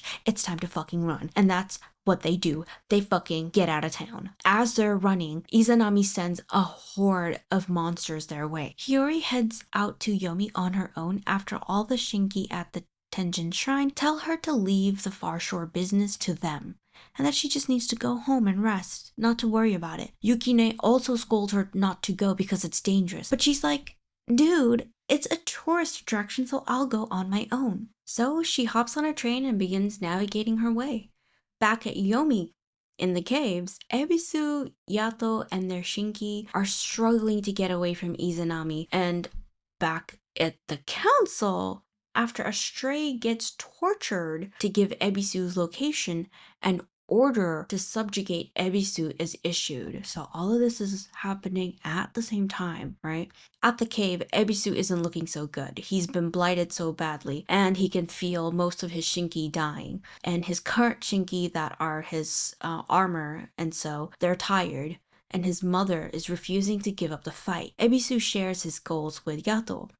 He has spent many years hunting down the ward of Yomi so he can restrain the Ayakashi, contain some of the disasters so that people could live their lives a little better, since Ayakashi are what drive most people to commit crimes or give into their dark thoughts, right? So he kind of hopes that this will help people in the nearshore. Hearing what Ebisu's real goals are to ultimately go through hell and back to help other people, well, Yato just finds it quite admirable and reflects on how he thought of only himself so far, and how he's only made or granted wishes that were kind of selfish, and he's only done things for his own survival. But ever since meeting Hiyori and Yukine, things have changed. He finds himself, after also engaging in conversation with Ebisu, wanting to change, to protect someone other than himself, and he wants to be a god like Ebisu. He instructs Ebisu's remaining Shinki to escort him out while Yato holds back Izanami.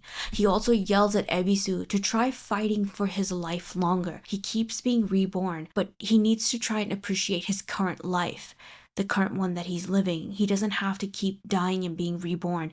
He needs to value his life more. And this kind of speaks a little to Ebisu. It kind of makes him question things a little bit more. This is the first time that someone around him has valued his life, because Ebisu gets reborn a lot and people around him are so used to it that they just kind of make it seem like that's normal.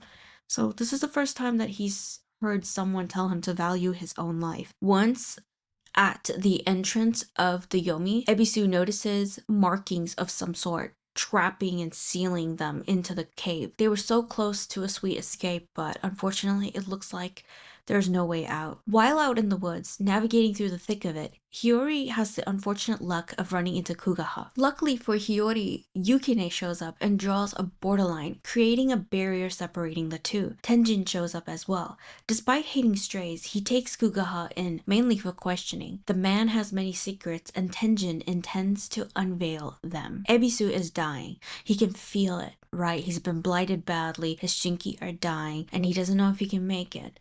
And he requests for Yato to exit the place with the brush, his Shinki, Kunimi, and just go. Ebisu will remain in Izanami. After he dies, he will be reborn again. But Yato refuses. He wants him to put more effort into wanting to survive. And as a result, he questions Ebisu if they can create a vent using the brush. And so that's what they do. They create a vent to blow themselves out of Yomi. Yukine and Hiyori see the vent from the woods and follow it. Ebisu finds a moment of peace once out of Yomi. Right before he notices something in the clouds, an executioner sent by the heavens. Judgment has been passed on to him, and he braces himself for divine punishment before Bishamon intervenes, fighting on his behalf. Ebisu is absolutely touched by Bishamon's actions. To see someone fight on his behalf, to see someone want to see him alive as well, other than Yato. And for a moment, he's relieved. But then he turns to his side and notices a child with an umbrella who happens to, well, unfortunately for him, explode. He quickly releases his Shinki so they won't be killed and takes the full damage. Ebisu's life has come to an end, and the cycle of rebirth continues. He dies in Bishamon's arms, making a final request to save Yato, who is stuck in Yomi. So death. Ebisu's character is interesting in the sense that he has died over and over and has been reborn over and over, to the point where his Shinki and workers don't express to him the importance of living and life, because he'll be born again. And so He grows up each version each time, not paying that much attention to his own death because he can always be reborn and continue his work as long as his guide is there to remember and recall every single little thing that he has, you know, worked on, to be his little personal messenger. He'll be fine. It's not till he comes across Yato in Yomi that he comes across, for the first time, a person that makes him value his own life. Yato insists for him to look forward to living in Yomi, to make it out of Yomi, to go to the restaurant that he loves to go to eat. Yato begs to Ebisu to enjoy the little things in life that gives him joy even more, to appreciate them more, and to want to look forward to them more. I mean, Ebisu really doesn't interact with a lot of people. We know this because the Izanami woman, for Yato, it's Hiyori. For for Ebisu, it's the old lady that serves him food at his favorite restaurant. So yeah, homeboy is not really living his life. And that's interesting because he's immortal. All of these gods are immortal, but it's not the kind of immortality that I at least think of. I think of the fun immortality, the vampire and whatnot. Like, oh, we live for a really long time. And, you know, this kind of immortality is, yes, they can live for a really long time, but if they die, they're reborn as a child and they start from scratch. They have no recollection of what they were doing before they died.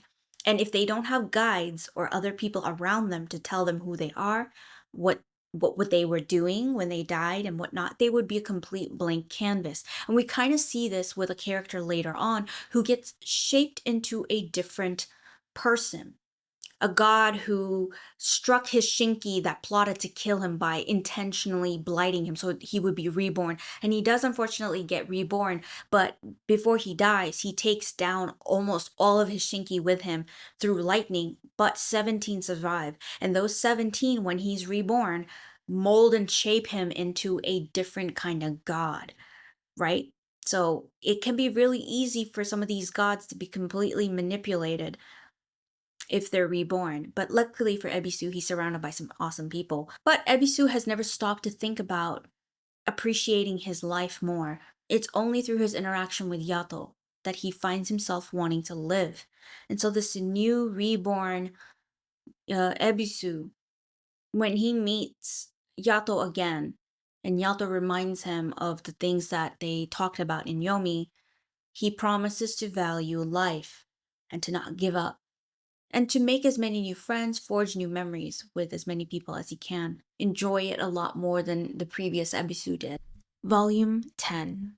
Kofuku arrives at the grim scene, mourning the death of Ebisu before turning to Bishamon, opening the vents for her to rescue the damsel in distress, Princess Yato. The vent is really small and it won't stay open for long. But Bishamon, my queen, heads on. Just like that, Bishamon and her Shinki are transported inside the Yomi. Kazuma notices the strings at the bottom of her feet. Hair, actually. Using the long dark strands, Bishamon navigates herself through the puzzling cave, hoping to run into Yato or fight off Izanami. In the meantime, Hiro and Yato have a little chat. He lets her know that he plans to cut ties with their father after they make it out of there, but Hiro points out to him how their father knows his real name and is the reason why Yato is very much in existence, how Yato is bound to his father, and that Yato kind of owes his father, so she's kind of guilt-tripping him and all that shebang. Bishamon luckily finally makes it on scene to help Yato, but the fight with Izanami isn't simple. She's simply too powerful. The Queen of Yomi creates her own Ayakashi with just a simple brush. It doesn't take long before Bishamon struggles with Izanami too. Yato has to brainstorm a way for them to escape, so he questions Hiro if she happens to know how their father escaped when he took the brush and escaped from Yomi when he was here, listening to the voices that call out your real name by a human. Clearly, Hiyori will have to fill in this role. For Bishamon, this works out, right? But Yato, his real name is a mystery. Would anyone even figure out what name to call out? Maybe simply calling out Yato would suffice. Hiyori keeps calling Yato's name. No response, nothing, no luck. And so she thinks about the shrine that she built for him. She thinks about the spelling of Yato's name for a bit before deciding to call out the name Yaboku, which in fact is Yato's real name. I think this scene would make more sense if you have knowledge on kanji, which I don't, so we're gonna move on. All that matters is that Yato is back now. Bishamon is back. No one was harmed. Well, that's to Yato's knowledge. He doesn't know about Ebisu yet. Hey, I've seen you somewhere. Great. So, Hiyori's first kiss was with Yato's father. Great, because this guy looks like Fujisaki, so. Once awake at the Bishamon Manor, Yato is happy to see the two, but Yukine isn't entirely happy. His pride wounded. He was helpless, not to mention the stray. Why did Yato take her down there to Yomi and not Yukine? Well, it's simple. Yato knew that Yukine was afraid of the dark. The tension will have to wait. Yato questions where Ebisu is. A little boy walks up to him, politely introducing himself. Shock, defeat, sorrow. He's absolutely distraught at the sight of the reborn god. He gets depressed and shoos everyone out of the room as he cries under his blankets. Ebisu's death really impacts Yato because he really started looking up to Ebisu.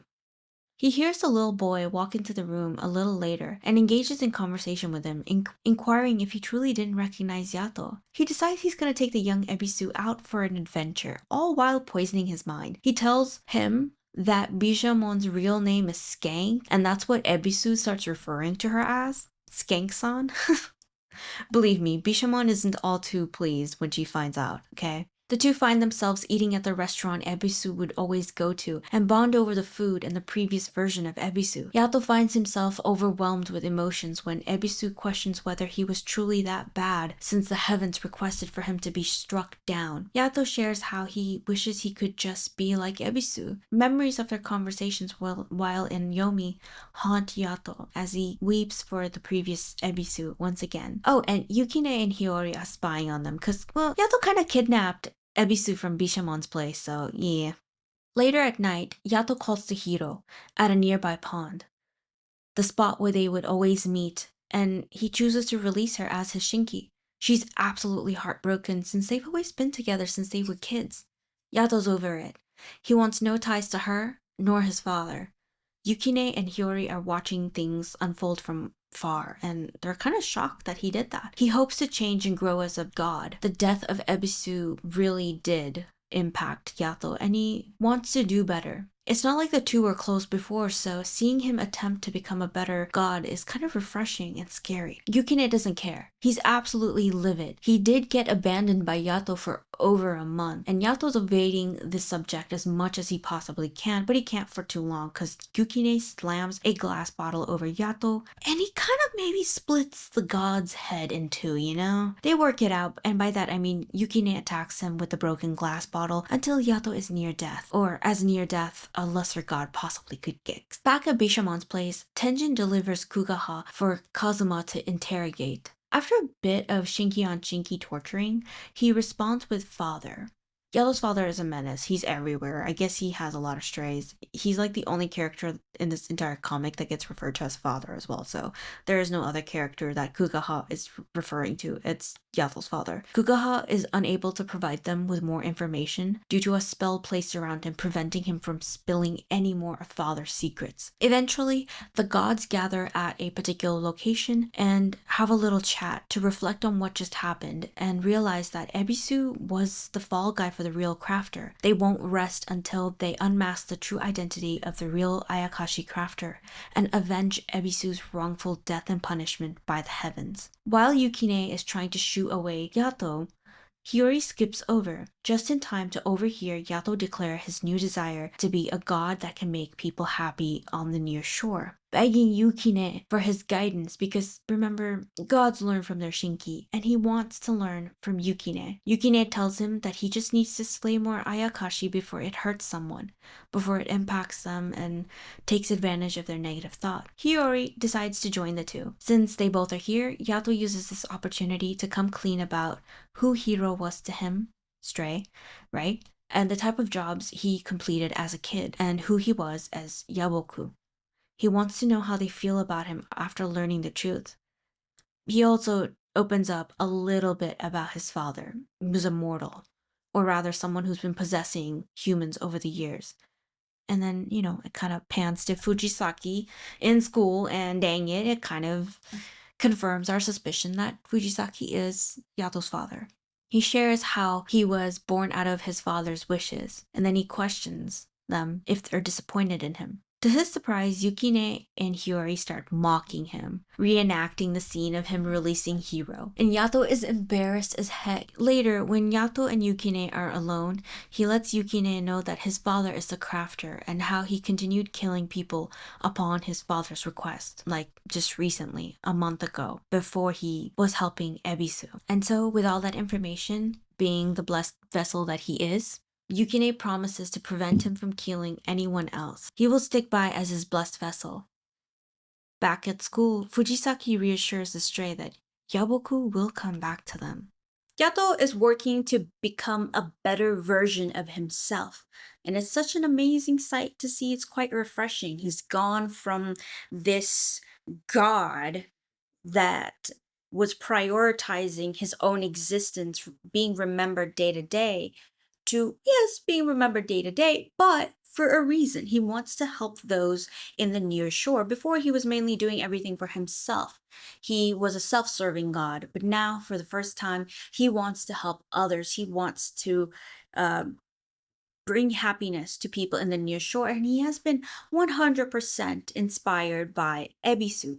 In Yomi, when he saw that Ebisu's desire to get the word of Yomi, that brush, was to bring happiness to those in the near shore, to kill or tame as many Ayakashi so that it can help lessen the influence of Ayakashi on humans, he was inspired. He was like, wow, I never even thought of doing something like that. And Ebisu is his huge inspiration, role model. Loves the old Ebisu, loves the new Ebisu, but loves the old Ebisu. So he works hard. He slays as many Ayakashi as he possibly can. Yukine supports him in his endeavors and lets Yato know, that he's already kind of being a good god, that he can continue doing this, and this is all he needs to do. He doesn't need to go above and beyond and be flashy like all the other gods, right? And yes, though Yato is working on his change and he's trying to become a better god, it's not a flawless overnight transition, right? He doesn't become this mature entity overnight. Although I do feel, as the story goes, Yato does end up making a lot of mistakes, and he doesn't do a good job of holding on to those that matter to him the most. He ends up making the same mistakes as Bishamon and isn't effectively communicating to Yukine what he's thinking, why he's thinking this, why he's doing the things that he's doing. And as a result, there's a huge miscommunication between the two, and it ends up impacting relationships. Volume 11. Yato rebrands his business slogan a bit and is back with his hair tied in a ponytail, promoting himself as the god of love, peace, and happiness. At school, Fujisaki is experimenting with his brush.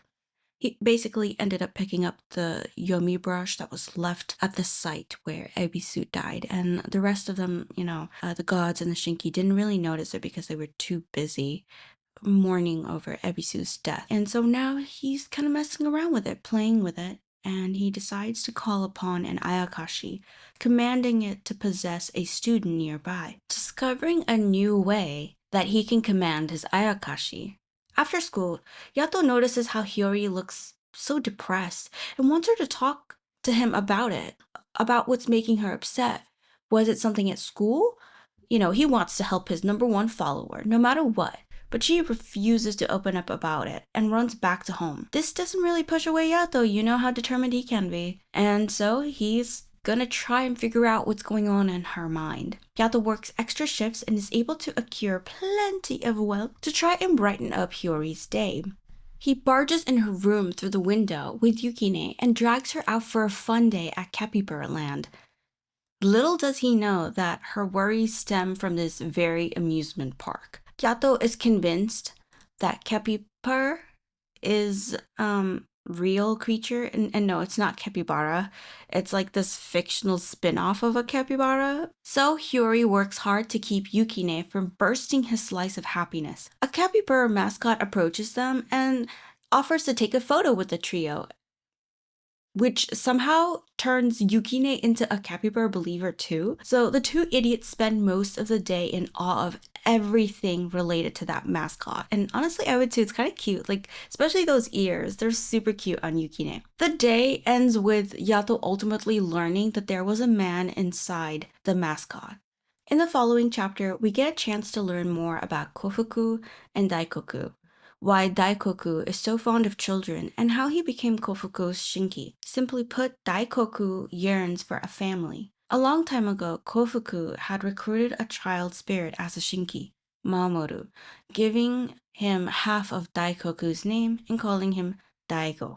He was with them for around 100 years, and Kofuku mainly recruited Daigoku so that they can feel like a little family, right? And she also recruited Daikoku, well, because she found him dreamy. Bimbogami was Kofuku's original name before Daikoku suggested something more cutesy for advertising her existence, right? Also, nobody wants to pray to the god of poverty, so but she's kind of important. After Kofuku brings home the child Shinki, Daikoku is somewhat hurt because he wants to experience having a child of his own, right? He does warm up to the little Shinki though. He picks up the boy and the trio have many happy memories together, like an actual family. Daigo would ask Daikoku when he would grow up and if his friends would forget about him. Because everyone else around him was aging except him, he stayed the same. He stayed small. These questions started hurting Daikoku and it started making him depressed, somewhat depressed, and it was starting to impact Kofuku. She was starting to feel really sad and hurt and didn't know what to do. You know, Daigo was so young, he just wasn't able to understand that he was dead, and they didn't know how to like make him understand it. So, really, all these questions were haunting Daikoku. And so Kofuku chose to excommunicate the young Shinki, unaware of why it would cause even more pain to Daikoku, and it was just wrong. Also, for a second, I thought that the kid that showed up for a hot minute and told Kofuku how to bring Yato and Bishamon back from Yomi, that child would be Daigo, but I'm not sure that it is. Imagine this: you hear a knock on your door. You look through the peephole of your door, and there's a man with bangs and a ponytail. Next to him, a pale child, dying out of embarrassment. In the hands of that man, a holy book spreading the word of the true God of happiness. Working title, Yato. Would you open that door? In the past, when Daikoku wasn't able to get over his feelings of despair, his feelings over the loss of Daigo, he tracks down Yato and begs him to sever his emotional ties and connections for Daigo. He was turning into an Ayakashi and Kofuku was being blighted heavily. Didn't know how to stop it. He didn't know how to stop missing Daigo. He didn't know how to make all the pain go away. Yato followed through with his request immediately, and for that, Daikoku and Kofuku are forever grateful. Except Yato didn't really have a shinki around that time. He just had a regular knife in his hand that he used to slash Daikoku. In Yato's eyes, Daikoku and Kofuku had worked out all those issues and controlled the pain of losing Daigo together. The two truly are like a married couple tackling the loss of a child. In another side story, Yato helps an old woman attempting to return her mother's bracelet back to her. She drops by the Tenjin shrine to talk to Yato a day after having a different dream, when she falls asleep and is helped by Mayu. Mayu, it turns out, is this old woman's mother who died in World War II in a fire. And when Hiyori tries to confirm this, she's told by the plum spirit, Tsuyu, to keep that information to herself to avoid any conflict with the god's secret. Volume 12. After finishing errands for the day, as Yukine and Yato are walking back home, Fujisaki passes by the two, calling out to Yato with his real name, Yaboku, spooking the heck out of him. Yukine doesn't really notice Fujisaki, so when Yato yells at Yukine to go home, he just listens. Yato heads towards Fujisaki's direction and follows him to his new home. They play a little bit of video games as Fujisaki reminisces on the days how young Yato used to be. He used to be so cute and adorable and listen to his father. As father is reminiscing, Yato makes note of the word brush laying on the floor. Fujisaki begins to slowly provoke him, mentioning how he won't go near Yukine. But Hiyori, on the other hand, well, she calls him Fujisaki senpai, and that gets on Yato's nerves. Father reminds Yato that he made Yaboku to be a taker of life and nothing more, so he should stop trying to be something else. Then Fujisaki lets Yato in on a little secret. He kissed Hiyori at the Capybara ripoff land. Capybara land. This shakes up Yato, so he rushes over to Hiyori's house, barging through her window, unwavered by her yelling at him to get out while she's still just in a towel. He pulls out a phone with a photo of Fujisaki on it and her, demanding to know if this is real. When she responds with, "How do you know about that?" he starts crying. A river, well, kind of like a small puddle if anything. Flustered, kind of on guard, and a little bit defensive, Hiyori pulls up with a photo of him attempting to kiss Bishamon at the picnic. The two bicker over this for a while. Meanwhile, Yukine, poor sweet child, is waiting for Yato. He's like the kid who's at school because their parents are running late to pick them up, but it's already kind of nighttime. While Yukine is alone, the stray shows up to provoke Yukine, but he ain't buying whatever she's selling. The two throw spells at each other until Stray kind of cheats a little bit and calls Ayakashi. They begin to attack Yukine, but he has another spell up his sleeve, one that purifies smaller Ayakashi. Yuki counterattacks the stray, causing her to bleed. Frustrated, she starts egging him on. Her true goal was to approach Yukine, mention the secret of gods, right? To kind of stir the pot a little bit. She plants the seed of that question into him before a hand, Fujisaki's hand, beckons to her to retreat. He tells her how Yukine is much stronger now and she won't be able to win against him, and that she shouldn't approach him again because one day Yukine will belong to him. So he plans to make either Yukine his stray or have Yato release Yukine from him so that Yukine can be Father Shinki. When Yato sees Yukine covered in bandages, he immediately starts packing their things up, looking for a new home, hoping to take him away from the stray and father. For now, they live in a tiny plot of land in the heavens. Yukine is like, "You're overreacting," but Yato doesn't care. Yukine also takes the opportunity to ask him about what the god's secret is, and that the stray had mentioned it.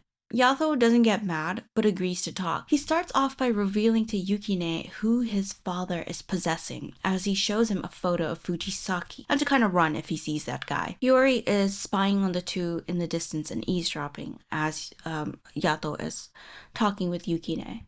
Yukine then questions Yato if Yato won't go against his father because maybe Yato is afraid of him. Yato answers with a yes, and how his father is the reason Yato even exists. He was born from his father's wishes. If he's gone, then Yato might as well fade too. As for answering the question regarding the god's secret, Yato swiftly evades the topic by pulling down his pants, crying to Yukine about how it's such a sensitive topic. It's like tearing at someone's butthole. "You want to dig out my tush crystal, Yukine?" His words, not mine.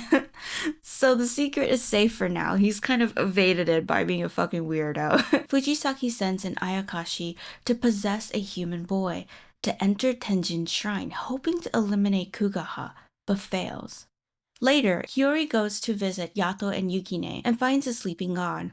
She sits next to him, wondering why Yato hasn't explained to Yukine about what the god's secret is. She glances over at him and suddenly finds herself falling. She spots Yato as a kid, Yaboku. A man is interacting with Yaboku and the stray. The stray is referred to as Mizuchi by this man. Yaboku is slaughtering people one after another, completing all the prayers sent his way of someone else's fall by his father, collecting ears and hanging them up upon his father's request. One day, as Yaboku is playing with a stick, a spirit approaches him with the request of giving her a name, claiming her as his Shinki. There's this really weird interaction between the spirit and Yaboku. So Yaboku is tracking a butterfly that passes over the spirit woman, and he's kind of, following it, but it flies away, and Yaboku Yabuku then gropes the woman. I mean, it's kind of weird. He kind of does that twice. The woman slaps the pervy kid away. Good, cause the heck. When Yabuku spots the spirit again the next day, he leads her to a waterfall area and pushes her into the shallow water. The water has healing properties and she had wounds, so it's kind of gone now. She's grateful and wants to know his name. His father's words warning him not to interact with strangers flashes through his mind. So he decides to write down his name because technically he wouldn't be telling her by mouth his name. He'd be writing it down and she just kind of, would happen to have picked up on it. When he writes down his name, she ends up reading it as Yato instead of Yaboku. With nowhere to go, she begs Yato to give her a name, and since she was begging before him, just glazing the little kid, y'all know Yato, he's got a crazy ego even when he was a kid, so he's absolutely enjoying the attention that she's giving him. All of that glazing gets to his small little head with a gigantic ego, so he gives her a name. Gives her the name of Sakura and Oki for summoning her as a weapon. Once he grips the weapon, her life memories start rushing into him, overwhelming him. Sakura in her previous life had met a horrible demise, assaulted by robbers and murdered. The horror of her assault completely terrifies the young Yato, and he ends up tossing her in the river and running away. He does come back 3 days later, after his father threatens to punish Mizuchi, thinking that she must have stung or impacted Yaboku's mood somehow. He doesn't want his Shinki harmed, so he returns to find Sakura from the river and calls to her, reverting her back into her human form, because she was in her sword form the entire time, under the water. He learns a lot of things about her and finds comfort in her company, spending most of his days with her. He realizes he hasn't taken Sakura to go play with him. So when he calls to her, they go playing. By that I mean he slices open a man that's nearby, shocking the Shinki. Her emotions overwhelm Yabuku. He finds himself in excruciating pain and releases her. She gets frustrated, questioning Yabuku, like, what's wrong with him, right? And like, how could he do that? And then walks away, leaving her master behind in absolute pain. Yato is completely puzzled by Sakura's reaction, because whenever he's gone playing with Mizuchi, I mean, that's how they play. That's what they've always done. That's what playing to Yato means. So he's kind of confused why Sakura reacted that way. At this point, Sakura ends up having a conversation with the plum spirit Tsuyu, who encourages her to teach Yaboku from right to wrong, since gods don't know that. So when she sees Yato approaching her, she embraces him and vows to help correct his alignment. She does her best to teach him about humans and has him play with human children to understand them more and like actually play actual games and not murder people, right? One day, while Yaboku is making straw shoes to help people, he notices how Hiro is covered in bruises. Father had punished her, thinking she's impacting Yaboku's mood. He takes Hiro to the same waterfall area that he took Sakura to help wash away her wounds. I could already tell that father put Mizuchi up to this, that he was like, hey, why don't you approach Yaboku and figure out who he's spending all his time with. There's some little small talk before the stray questions Sakura if she knows how she died and what her life was like. That Yato should know all about it. Why doesn't she try asking him? Yaboku doesn't want to share those memories since they were rough, and he knows that you're not supposed to talk about the god's secrets, but Hiro places a lot of pressure on him, and Sakura is begging him as well, so he kind of ends up giving in, mainly because the stray tells him that father said it's okay to share. So he ends up sharing to Sakura what her real name was. Tamanone. Hearing her real name, Sakura starts transforming into Nayakashi. Once a Shinki's real name is revealed, their soul can't be saved. Memories start rushing and drowning them. Painful memories, painful emotions, especially if they died horribly. It can be a little too overwhelming. Some start yearning for their previous life, some crave for revenge. The pain is just too much of a burden. The negative emotions just overwhelm them. And that's why they begin transforming into Ayakashi, because they can't handle the truth of being dead. Like, before hearing their real names, they know they're dead, but they don't really grasp what they've lost. what they've left behind, or how tragic their death was because they don't remember anything. It's easier to have no memories and say you're dead than to remember every single thing that you lost and left behind. It leaves a hole in your soul, and no matter what gods do, you can't be saved. So on that day, Yato loses Sakura, learning why it's important to keep the god's secret to oneself. Volume 13. At school, Fujisaki corners Hiyori. She asks him to stop following her when he grabs her arm, and asks her to stop tagging along with his yabuku. She didn't expect him to expose himself to her like that. He wants her to stay away from yabuku, reminding her how easily she forgot Yato when they went to the amusement park together. He doesn't want his son pinning all his hopes and dreams on a human who won't even exist in the far future. She argues back, questioning him if he was afraid of how Sakura was changing Yabuku and his purpose.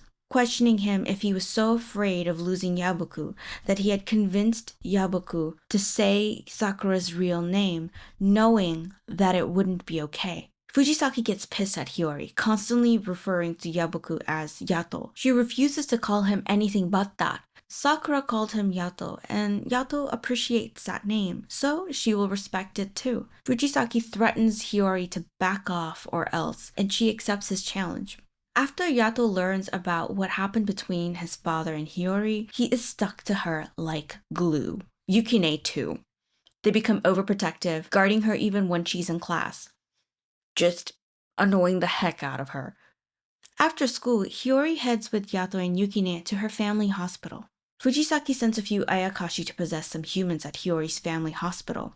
One Ayakashi possesses a worker and attempts to attack Hiyori's mother, but Hiyori exits her body, entering her half Ayakashi form to defend her mother.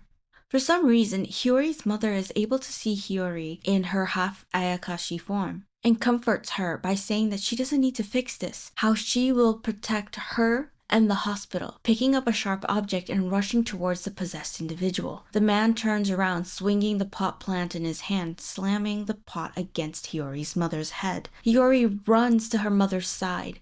Her mom won't stop bleeding. Negative emotions start consuming Hiyori, and the Ayakashi begin swarming around her, influencing her, feeding into her dark desires. She starts slowly converting into a full Ayakashi. At the rooftop of the hospital is Fujisaki, with a stray as his weapon. Yato lunges to protect Yukine from a powerful blow from Fujisaki and takes the hit. They exchange a few blows before Yato attempts to cut off his own arm, stopping Yukine before going completely through. The fight comes to a halt when Bishamon arrives. She's been tracking down Yato's father, hoping to avenge Ebisu. Seeing Bishamon, Fujisaki runs away before Bishamon's able to get off her lion Shinki. She greets Yato before asking him if his father really is the crafter. Yato swings at her, warning her to not fight him. She tries gaining more answers from him, but he evades them as much as he possibly can. As they bicker and spar, the Ayakashi begin swarming them and attacking them, so they defend themselves, bickering as they fight, eventually splitting off. Bishamon goes after his father, and Yato heads over to Hiyori. One of Bishamon's Shinki kinda ships Bishamon and Yato, like the love-hate relationship, enemies to lovers trope. And I just thought that was so funny. Girl, me too. Bishamon comes across Hiyori's body being placed on a stretcher and worries about her taking her Ayakashi form right now. There's way too many Ayakashi swarming around, and not to mention father is loose. She's bound to get in trouble, right? While she's distracted, Fujisaki uses the stray to touch one of Bishamon's Shinki, breaking her name, reminding her who she was as a human, bit by bit, stinging Bishamon in the process. This is the beginning of a new type of struggle. Yato finds Hiyori next to her mother, who is wrapped in bandages. He attempts to comfort Hiyori, but she smacks his hand away. He quickly notices how he's just been blighted by her soul turning sour. Father has successfully put Hiyori against Yato and Yukine. They have to save her or cut ties with her for her own good. Hiyori jumps out of the hospital and runs away, becoming more and more like an Ayakashi. Yato runs after her, wondering how and what he can do to save Hiyori. She's super stressed. Her mother is badly injured. Her father's reputation is down due to the hospital's staff attacking patients. They can't see Ayakashi, of course, so it looks bad. It looks like the staff are understaffed, overworked, and underpaid, and that they just all snapped one day and attacked the patients.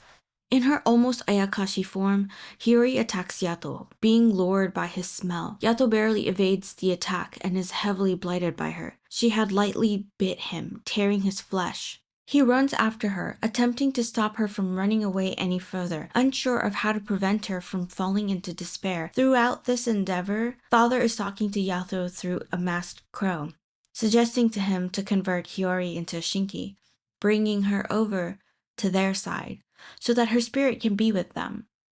But he refuses. The heck are you talking about, Father? Back off. Yato instead embraces Hiyori after she tries attacking him again, seeing him as a bright light rather than his normal self. He apologizes to her. He can't answer her prayer.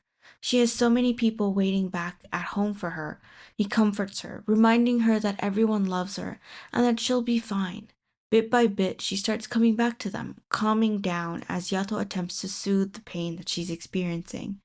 After the day's event, people give Hiyori side-eye when she walks. She does her best to be optimistic, trying to keep her shit together. Father clearly didn't shy away from keeping his promise of harming Hiyori if she didn't keep her distance from Yato. This has to be the biggest obstacle and consequence that Hiyori faces since getting involved in the Far Shore's affairs. This is something that she can't just fix in a day or just snap and reverse timeline, or go back in time to undo it. This is something that's going to impact her family and her for years. Her family's finance, reputation, business, just in the ruins. Will people ever trust her father's hospital ever again? Will people stop just shit-talking her in school? Will things go back to normal for her? Probably not. It's going to take a while. It's a lot of damage control, right? Is this going to discourage Hiyori from keeping connections with those friends that she's made in the Far Shore? Her mother got hurt. Hiyori lost her mind. Ayakashi started feeding off her negative emotions. She started turning into an Ayakashi herself. How is this going to impact her? Father wasn't kidding when he said that he was going to come after her if she didn't keep her distance from Yaboku. And this whole arc was interesting to me because it really did show how much of a control freak Father is. And how he's not willing, if he's made up his mind that he does not want a certain person around Yato, he's going to do everything in his power to completely burn the bridges between those two people. He will do anything he can, harming anyone and everyone to keep Yato to himself. Volume 14. Bishamon's Shinki, Tsuguha, isn't doing so well. Bishamon has her hidden away in a room, requesting Kazuma to leave food, new clothes outside, and to find Yato. Kazuma leads Yato to the room. She quickly yanks Yato inside and doesn't let anyone else in, not even Yukine is permitted. She shows Yato Tsuguha's name and how it's cracked. Memories of her previous life are starting to slip in through her dreams. It hasn't all come back at once, but bit by bit, through daydreams and nightmares. The Shinki doesn't remember who these people are, but Yato understands immediately. Kazuma and Yukine are outside in the garden. Kazuma wants Yukine to tell him anything he knows about the crafter since he is Yato's father. The only thing that Yukine lets him know is that if the crafter dies, so does Yato, requesting Kazuma not to fight Yato. It's not long before they head out. After getting sucker punched by Bishamon, Yato is walking out about on the street when Ebisu notices him and comes running over, almost getting hit by a truck, scaring the daylight out of Yato. He picks him up and carries him on his shoulders. Ebisu asks Yato what bad thing did he do for Bishamon to rage on him. Keeps it real and is honest with Ebisu, telling him how the crafter is his father, how his father's Shinki is a type of weapon that has the ability to break a Shinki's name, slowly revealing the Shinki's true name, slowly driving them into insanity. His father calls it liberation. Yato had suggested to Bishamon to release her Shinki. That's why she grew furious with him. But that wasn't the only reason. She was furious with him because how could Yato protect someone that was the reason that Ebisu was reborn? How could Yato protect his father after what his father did to Ebisu? Yato shares with Ebisu how he just wants to stick with his little trio group, but his father hates seeing that. So Ebisu decides to share a little bit of wisdom with Yato, and expresses how gods exist to serve humans, and they can't really work for their own purposes, but for the wishes of humans, reminding him how death is the biggest misfortune that a human can face. Otherwise, it will be far too easy for them to let go of the near shore for the far shore. Later, Hiyori calls Yato excited to share that her older brother has come back home and that there might still be hope for the hospital. She's excited to have a family dinner. As he listens to her happy voice, he starts feeling content. This is how it's supposed to be. A god doing his best to bring happiness to his followers' life. There's a new job for Yato. Someone's painter friend is in danger of dying due to a haunting. Oh, did I mention that Kazuma didn't want to get Yato a real smartphone, so he gave him a pigeon who is super fast and smart. Eventually, Yukine requests for one, so through this pigeon, Yukine receives a message from Hiyori. We learned that Yato and Yukine have been keeping their distance from her. School has been going great for Hiyori, and she feels like she has greater purpose now that she knows what she wants to do with her life. The university she wants to get into, and now that her brother's back, he's helping her study. She feels like she can achieve anything. She wants to know if Yato and him have been doing great and when she can see them again. She promises that she will wait for them and won't forget. This makes Yukine smile. But Yato arrives on scene and snatches the letter to read it. Yukine calls him heartless, but Yato reminds him how his father has actually kept his distance from Hiyori since they've kept their distance from her. Hiyori's life is a mess, and Yato takes the guilt on for that. He reminds Yukine how she doesn't need any more stress in her life. He says this, but Yukine calls him out for being a weirdo. Yato hasn't contacted Hiyori in 2 months, and the drama king is losing his mind, wearing her worn-out school uniform, crying whenever he sees a high school girl, staying up all night drawing her. It's driving Yukine insane. Basically, Yato is losing it, and he's dragging down Yukine with him. Man, Yato is such a freaking weirdo. Anyway, they end up meeting with their client and discuss the details of the job. They go to visit the haunted artist and come across a hand sticking out from a painting. A spirit has been painted into the canvas who just can't get out. Her hands are battered, forced to paint for the artist. Yato calls to Seki and slices the painting without damaging it, freeing the spirit left inside. Grateful, she's able to pass over. Yato is over the moon. Yukine praised him and the client was happy. In celebration, Yukine asks if they can go see Hiyori. His hands twitch. No, we can't, he responds. Hiyori is strictly off limits. Their previous client, his name is Kai Sera, and he becomes a repeat customer, calling for silly emergencies like running out of toilet paper. So he calls Yato because, he knows Yato has nothing better to do. And so he decides to give them a house tour after they give him toilet paper. Well, it's not his house, it's his grandma's. Kai offers them tea and guides them to the living room where they run into a familiar face. Hiyori. Turns out this new client is Hiyori's brother, and there's no ignoring her now. Also, his name isn't Kai Sera, but Masaomi. They're at their grandma's house, and she doesn't like receiving medicine from non-family members. And Hiyori is making coffee, I think, while Yato and Yukine peer through the door crack to see who her grandma is, grabbing her bow and arrow, shooting it in the general direction. To grandma, there appear as shadow figures. Hiyori tries to calm her grandma down, and tries telling her that Yato and Yukine are her friends. The grandma is in disbelief. She asks Hiyori if she can see them. Her brother happily chimes in, letting the grandma know that he can see them as well, questioning her if being able to see supernatural entities runs in their family. Lore. I think we all knew something like this would happen because Hiyori could see Yato since the first volume, but the series never dived into that. It also explains why her mom could see Hiyori in her half Ayakashi form. Yato goes to check out the dark entity that the grandma keeps seeing. She blames herself for their bloodline being cursed, mentioning how something followed her back from the cemetery. It's the Grim Reaper. Granny's time is coming to an end. Grandma feels a darkness behind her and gets scared, but it's just Yukine. After Yukine touches her, she calms down. She doesn't feel anything malicious, but instead asks Yukine if he's the messenger of God. I mean, kinda, for a shitty low-tier god. Yato lets Hiyori know that the darkness is the death coming for her grandma. He can't slay it. He can't do anything. But there is something that she can do for her grandma. She can spend more quality family time with her. So Hiyori gathers her family and they throw a sleepover at grandma's temporarily for now. They eventually do decide to move in with her as well, so she isn't alone during her final moments. She's grateful to Yato and lets him know that, to her, he's been the god of happiness for a long time now. She lets him know that mainly because she figures out that he's been avoiding her because he thinks that he's trouble. Yukine drops by Hiyori's old house and runs into Stray, who walks by him, warning him to watch out for Kazuma. She's just stirring up things, and great, looks like Bishamon and Yato's somewhat of a truce might come to an end soon, but we'll see. Father and Stray sure love to stir up stuff. Like, damn, pick a new hobby. Back at Bishamon's place, Tsukaha is losing it, smashing and breaking things. Kazuma notices a broken window and rushes over. Bishamon is trying to keep Tsukaha calm, but it's not working, telling her that it's a bad dream isn't working anymore because Tsukaha can finally recall the memory of her name. Her true name. She freaks out on Bishamon, grabbing her by the neck and yelling out her real name.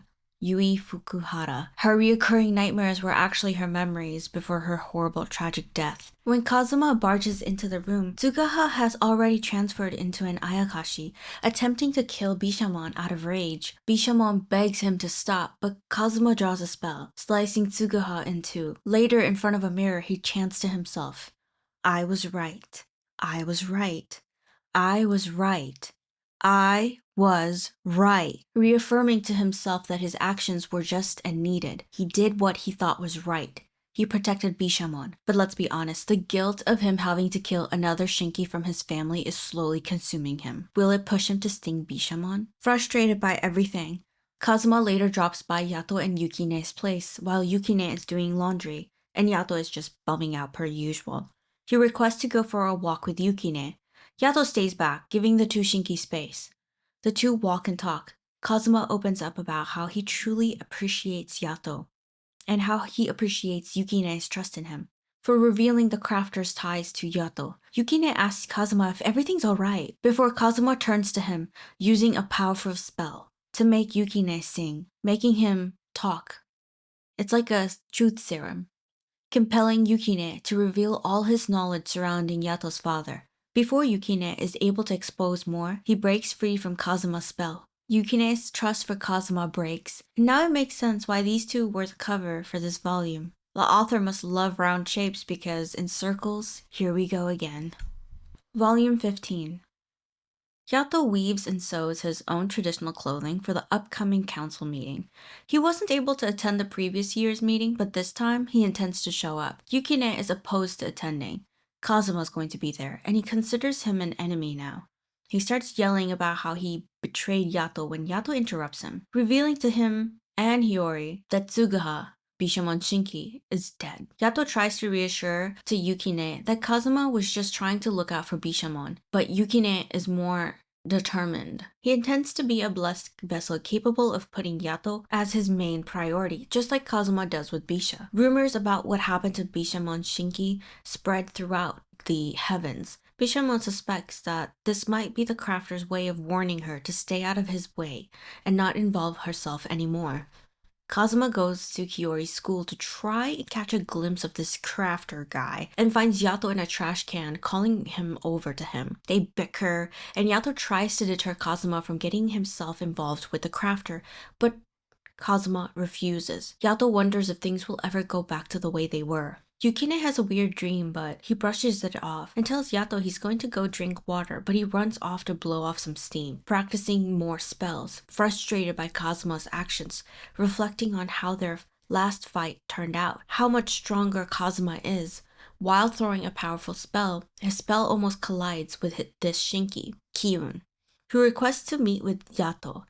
He is the guy the heavens sent to eliminate Ebisu from the Yomi arc, but he's here to forge an alliance. Is Yato going to stand with her excellency or not? Kiyun is referring to the god who rules everything under the sun, Amaterasu Okami. At first, Yato's like, I ain't kissing no one's ass, but Kiyun threatens to revoke his registration as a god and demolish his shrine. And suddenly, Yato is Her Excellency's biggest fan. Kiyun snaps a photo of him holding a sign for Amaterasu before he leaves. He makes a strange remark surrounding Yukine's age, noting how young he looks, and bids them farewell after wishing them luck. Weird. Sounds like a diss at how Yukine might be immature and childish, but maybe that's just me. Yato talks to Yukine about Kazuma. He doesn't want Yukine calling him the bad guy. Yato doesn't see Kazuma in that light at all. Just as Kazuma feels indebted to Yato, Yato mutually feels the same towards Kazuma. He has always helped Yato, even hiding him from Bishamon. So basically, Yato wants Kazuma and Yukine to make up and be besties again. Yukine isn't happy with this plan at all. Yato turns to Hiyori and invites her on their trip too. Kazuma and Bishamon run into each other. She's been actively avoiding her Shinki, but she's come down to the lower world, so the regular Earth for once, and Kazuma has snacks. The two share them under the tree on a bench. Kazuma shares with her what he's been up to, his investigation into the crafter, and how he ended up using his spell that makes people sing out their secrets. Bishamon is horrified when she learns that he used it on Yukine. She doesn't want Kazuma getting excommunicated by the heavens. They need to make more friends and less enemies. They need to maintain good terms with Yato. He's like their only ally, other than a few others. Kazuma lets Bisha know that Yukine kinda already considers him an enemy, so she wants him to go and make up with Yukine. Bishamon drops by Yato's place to meet with Yukine and finds Hiyori instead. She's basically there to invite Yukine to participate in a friendly spar with Kazuma, and Hiyori's super excited, telling her that she'll pass along the message and that they probably will agree. Then she follows up with a question if she could attend the council party too. Bishamon suggests to Hiyori hiding her tail so that she could pass as a retainer. Plus, Yato isn't that noticeable of a god, so it shouldn't be that hard for her to be able to sneak in. Also, guess what? The stray is a Shinki for one of the heavenly gods too. Great. Father and Mizuchi are just everywhere. People don't even realize how much they're being manipulated. The Divine Council party has begun. Yukine is going crazy over food, grabbing a bit of everything, and like, same Yukine, I would have been chowing down too. Yato probably still doesn't earn enough to feed Yukine, so this is the best he's gonna get. Hiyori's simply entertained by everything around them, and Yato, he's lonely. All of his god drinking buddies are surrounded by other people. He cries out for Skink to come talk to him. By that he means Bisha. When Yato hears what I imagine would sound like a cute kid calling out his name, running happily towards him. It's a young Ebisu! Ebisu is trying to get the country out of a recession, and like, Ebisu, if you can hear me, can you like help us out here in America too? Thanks. Take Mikazuchi shows up and picks up Ebisu out of Yato's hands. He is actually the god that killed Ebisu, wielding Kyun, his Shinki.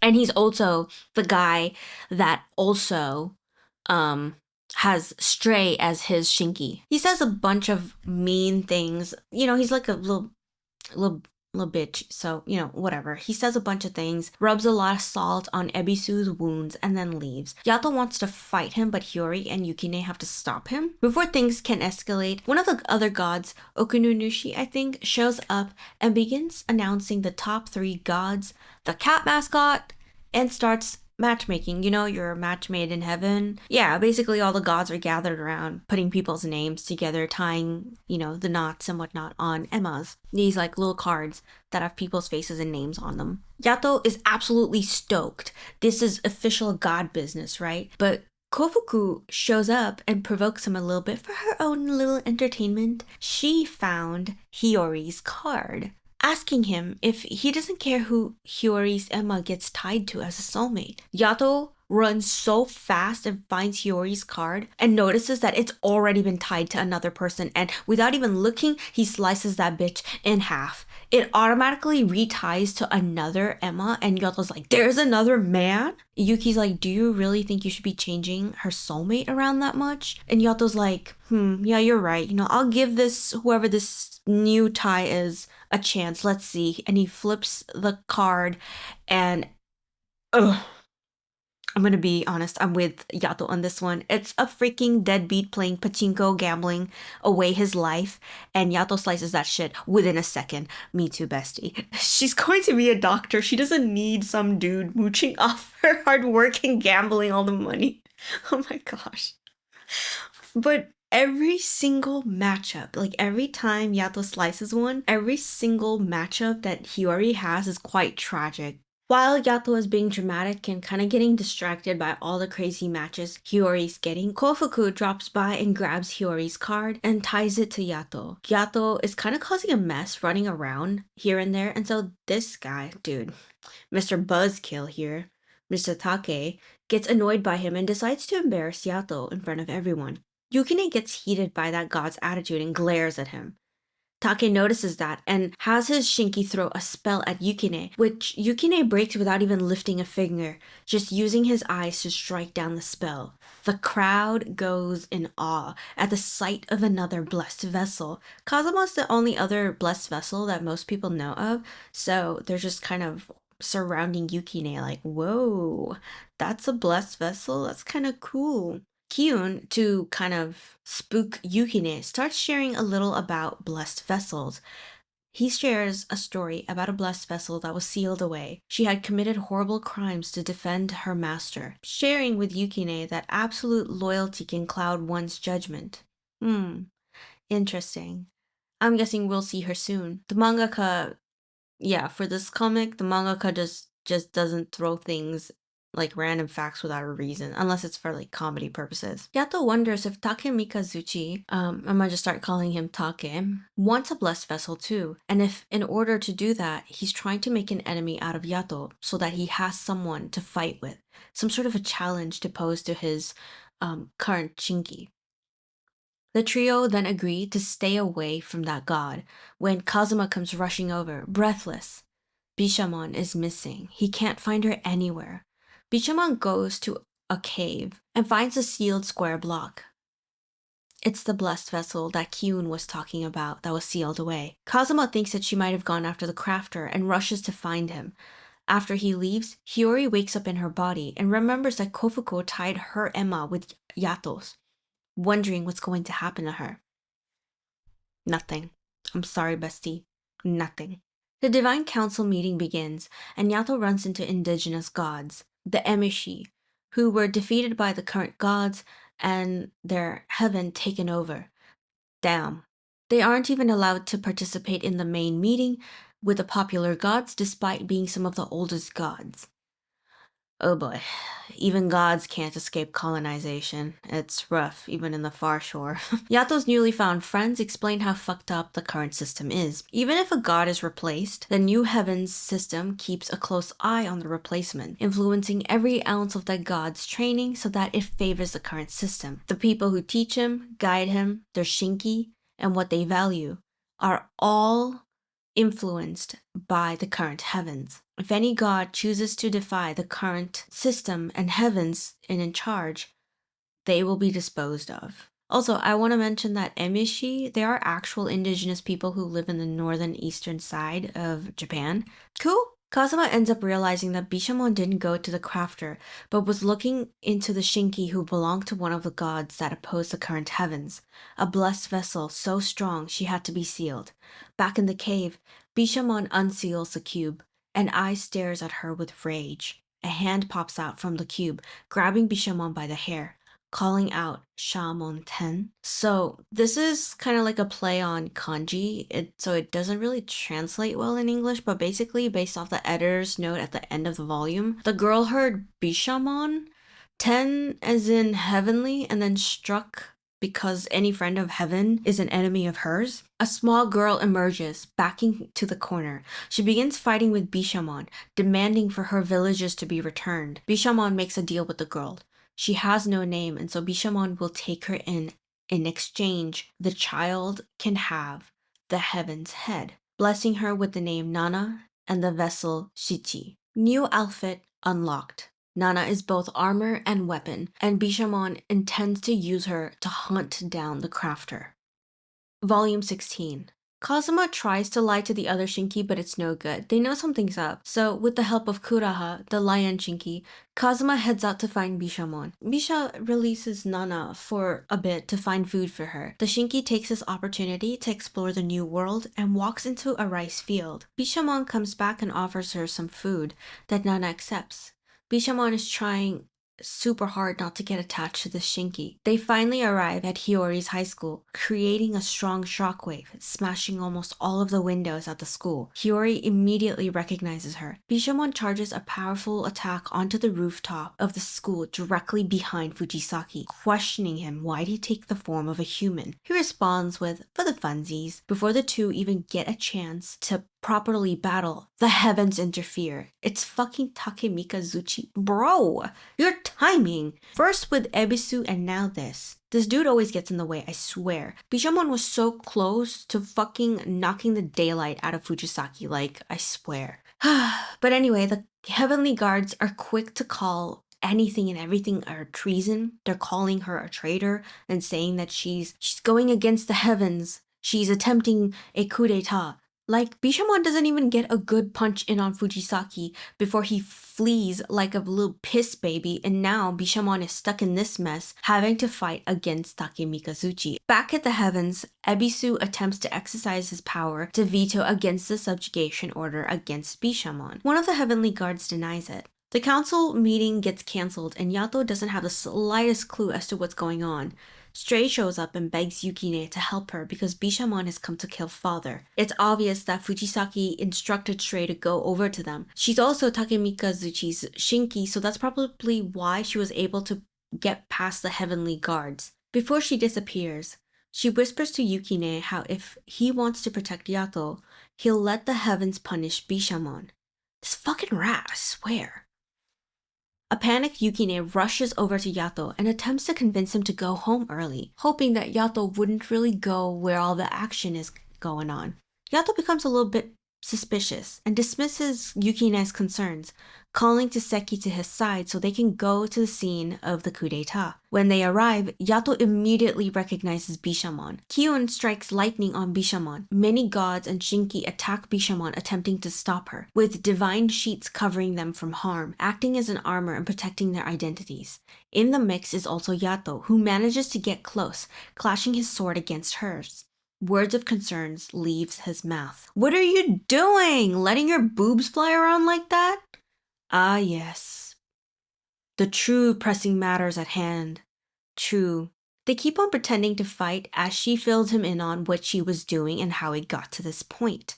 Yato mentions how, without Kazuma, Bisha is truly lost, and this makes her tear up. She catches herself from becoming too emotional and ends up flustered. And when she's like this, Yato can't help himself. When Bishamon looks at him like that, he starts to make mistakes. Pulling off his heavenly blanket, he steps in front of Bisha to defend her. And when he does things like this, it's hard for me to not root for him and Bishamon. Enemies to lovers, fanfiction of these two would go brr. Take redirects his Shinki's attention onto Yato and Yukine. He is really hoping that those two are going to be a thrilling challenge for Kyun. Maybe Kyun will finally turn into a blessed vessel.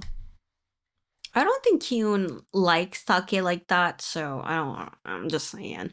Back at school, Hiyori confronts Fujisaki while all the other commotion is going on. Fujisaki insists that she's gone rogue on her own, Bishamon that is, clearly not learning from her mistakes after losing her Shinki, and that Hiyori also hasn't learned her lesson after what happened to her parents. Hiyori uses her special martial arts move on Fujisaki. After drop-kicking his ass, Hiyori asks him to stop the heavens, but sadly he can't, especially now that Yato has a mark on him for defending Bishamon. Fujisaki wiggles in his little plea. Please, Hiyori-chan, I want to help Yoboku. Scheming old fart.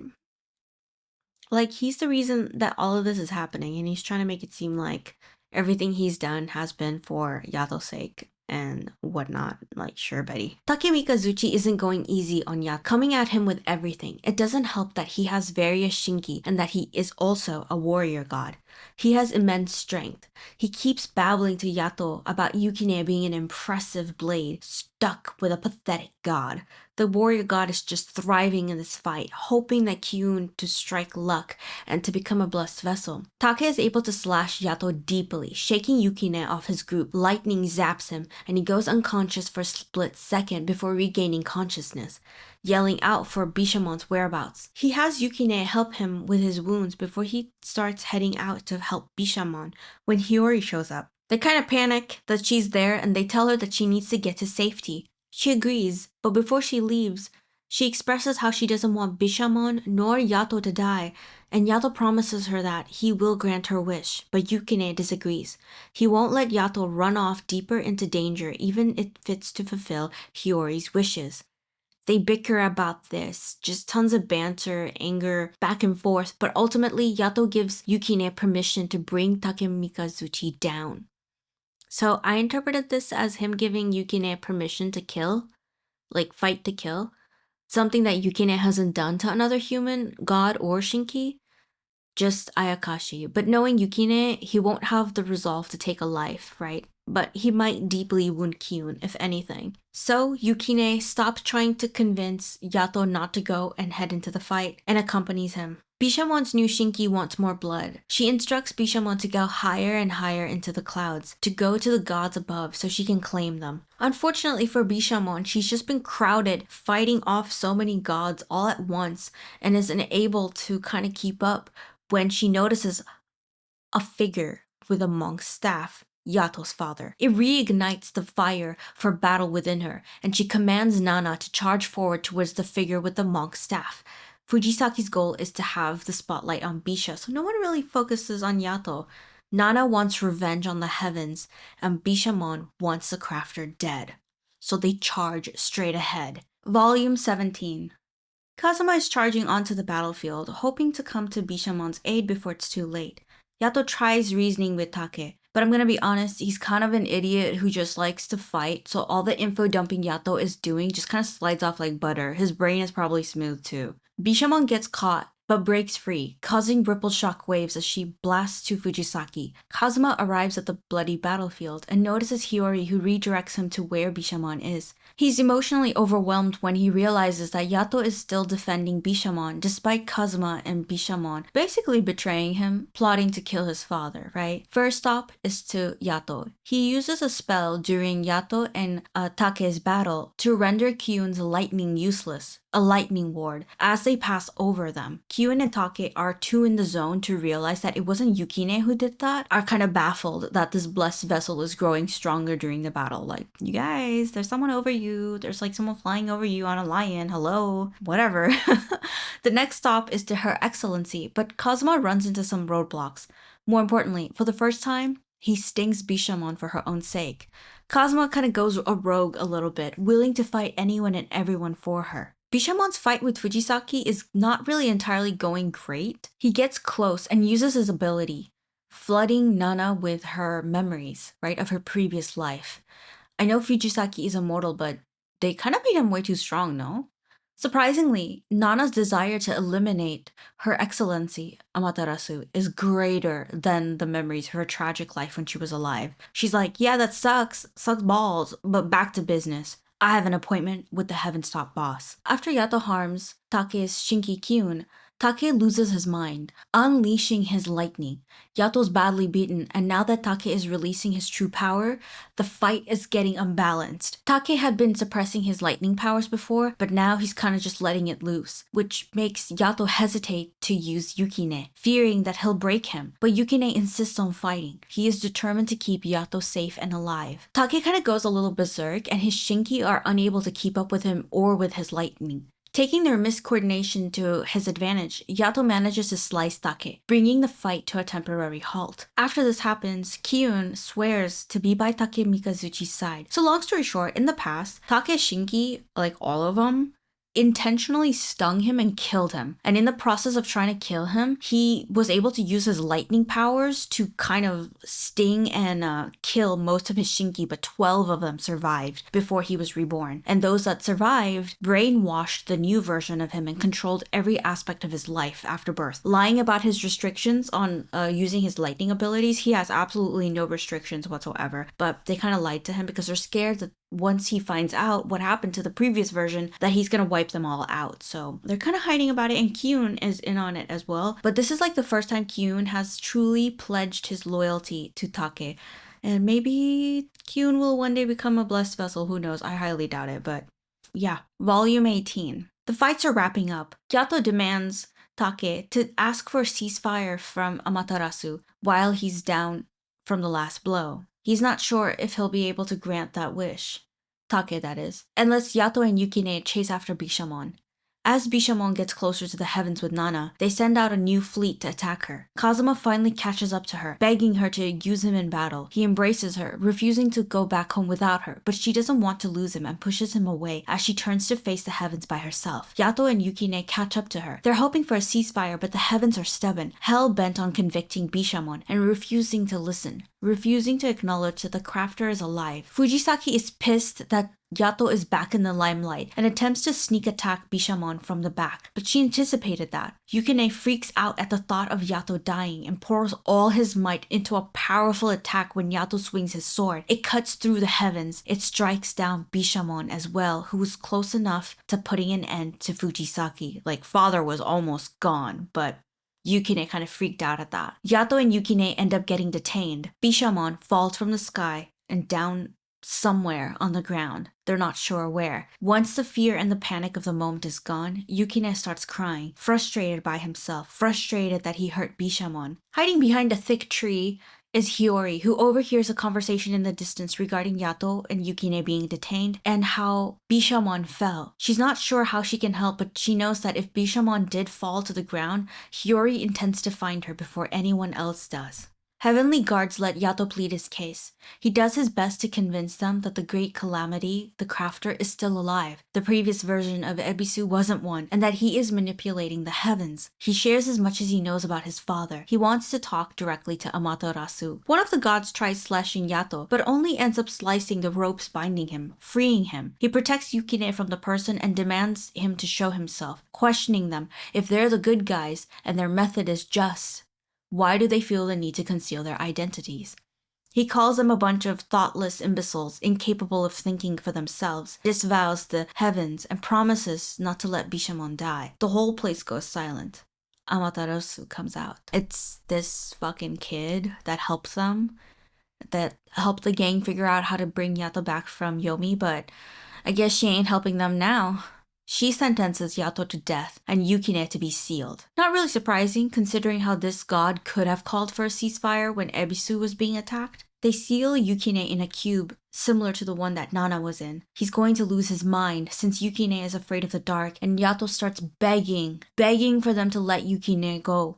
But they just don't listen. Yato's head starts hurting immediately from Yukine's emotions rushing into him. His panic, his fear, everything. He thinks to himself how he isn't strong enough to take the heavens, wishing his father would help him out. Yukine screams from the cube, his personal traumas coming to haunt him. Few memories from his time alive resurfacing. And father just simply watching from the shadows, hoping that Yato is able to understand how the heavens aren't fair. Hiyori is able to find Bishamon, but someone from the heavens arrives. Hiyori attempts to protect Bishamon by placing herself in front of the unconscious god, but she doesn't need to worry. It's one of the Emishi gods. He kind of tells her that Yato might just get killed after being detained by the heavens, so she should just forget about him. Hiyori's hard-headed, she's not going to do that. Up in the heavens, Tenjin requests for a trial by plea, basically saying, "Is this fucking legal?" He wants them to double-check the laws of heaven and see if this punishment fits.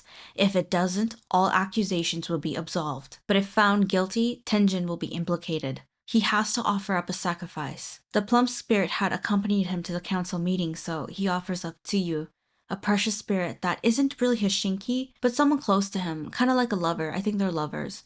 It's the plump spirit that fell in love with him. Amaterasu will offer her 3 sacred treasures. The policing of the laws is done by Amaterasu, so it's like, how is this even a fair trial? And not to mention, this is mentioned a lot later in the comic, but the 3 sacred treasures, they get reborn. So there's no real actual risk for Amaterasu, but there is real risk for the other gods offering their shinki. The first trial begins. Tsuyu, the plum spirit's head, gets sliced off. The heavens are deemed as fair and just by the first trial. They need 2 more volunteers, so Ebisu nominates Kunimi, his current guide. Kunimi survives. The heavens have been deemed unjust, and this kind of shocks the entire place. They're just like, no way the heavens were found wrong. They need the last volunteer. And Take Mikazuchi kind of thinks about offering Kiyun, But Daikoku openly volunteers against Kofuku's wishes. Little bits of Ayakashi grow around Yato, and Takemikazuchi moves forward to support him, shooing away the miasma off the god. Yato's father is off in the distance. So, will the heavens pick Daikoku or the last sacred treasure? Volume 19. The trials find the heavens in the wrong. Daikoku is safe. With no choice, Amaterasu has to absolve Yato, Yukine, and Bishamon of their crimes. Little baby is out of the cube! The plum spirit appears to bid Tenjin a final goodbye before passing over to the other side. A brief moment of calm. Hiyori comes running, relieved to find the two okay. They are okay, right? Yukine? He isn't looking so good. I fear he might be remembering his previous life. There's a small party thrown in celebration of their victory. Kofuku is being hard on herself. She's upset that despite her loving her friends Yato and Bishamon so much, she just couldn't volunteer Daikoku on her own. Ebisu shares comforting words of how if Yato or Bisha were in her position, they would have hesitated offering their blessed vessels, so she shouldn't beat herself up for it. While in the background, Kunimi is sulking, pointing out how Ebisu didn't even think twice when offering him up. Ebisu's face is just cracking me up in this panel. Yato warns Ebisu, Kofuku, Daikoku, and Tenjin of the crafter's appearance. Man with a monk's staff. If they see him, they need to simply run. He whispers to Tenjin how it's got to do with the god's secrets, and that he'll fill him in on the details later, since the Shinki are present around them. Yukine wanted to see the sky badly once he was out of the cube. Yato wonders if it's because of the dark or because... You see, this panel is all I needed to see to understand the trauma that Yukine went through. Yukine actually got locked up in a dark place by his father. The next day, the trio go to check on Bishamon. Aharabaki, the Emishi god, had helped bring Bishamon home and had removed the bell around Nana so it appeared as if she had died. Turns out Nana was Arahabaki's previous version's blessed vessel. Checks out, she hates the heavens for attacking and killing them all and replacing the previous heavens, so when he had heard stories about the vessel, he wondered if it belonged to him. But things were so different and he froze up at the idea of opening the Burrier seal, so he abandoned his Shinki. To be fair, the current heavens are kind of way too violent and kill anyone that opposes them without a peaceful option, so you can't really blame him for being chicken shit. Yuki is wandering around Bishamon's mansion, hoping to find Kazuma. He opens the door and enters it when a breeze shuts it close, freaking him out as the darkness consumes the room. He cries out for help, yelling, "Don't leave me, Dad," before Yato comes running, leaving the door wide open as the sunlight enters the room, calming the young boy. Hiyori actually notices what Yukine says, but doesn't pursue her curiosities. They step outside into the sunlight and sit on the grass. Yato hates how he wasn't able to stop Yukine from being trapped into the cube. He did nothing. He feels like he did nothing. But Yukine reaches out to him, grabbing onto his jacket, reminding him that if he really didn't do anything, Yukine would have still be stuck in there. He would have still be in that dark cube. To Yukine, Yato did protect him. And they hug. Life goes back to normal. A year anniversary for knowing Yato and Yukine is approaching, so Hiyori comes up with the idea of throwing a birthday party for Yukine. Yato absolutely loves this idea. He invites the usual gang and wants to do a dancing flash mob is what he says. For the present, most of them show up at the park the next day for a practice with the exception of Bisha and Kazuma. The planning is chaotic, like they want Ebisu to run and trip in front of Yukine and then they want to kind of like bust out in their own different dance performances. Yeah, like it's gonna be a huge disaster. Oh, and Take Mikazuchi is here too. Like, kind of wild considering how he was out for Yato's blood, but he's gonna become a regular. While taking a break, the gods discuss with Hiyori everything regarding the crafter and how the heavens are watching them even closely. On the day of the party, Yato sends his smartphone to deliver a message to Yukine. Hiyori drops by at the right time before the stray approaches him and redirects him to the direction of the party. Ebisu runs to him on cue and Yukine notices him, calling out to the young god, but he dramatically falls and Yukine is like, "Oh my god, are you okay?" The acting is, even though it's not animated and it's just manga panels, I can feel their horrible acting through the manga panels. Like, the shit is just so fucking funny. Daikoku picks up Ebisu and flings him up in the air, shocking Yukine as they slowly begin dancing. They do the dance flash mob, and he's absolutely terrified. As the dance comes to an end, they offer him presents. Yukine is flustered, overwhelmed with happiness. He thinks how, despite being dead, he gets a birthday. Stray shows up while he's sitting alone at the bench outside crying and kisses him.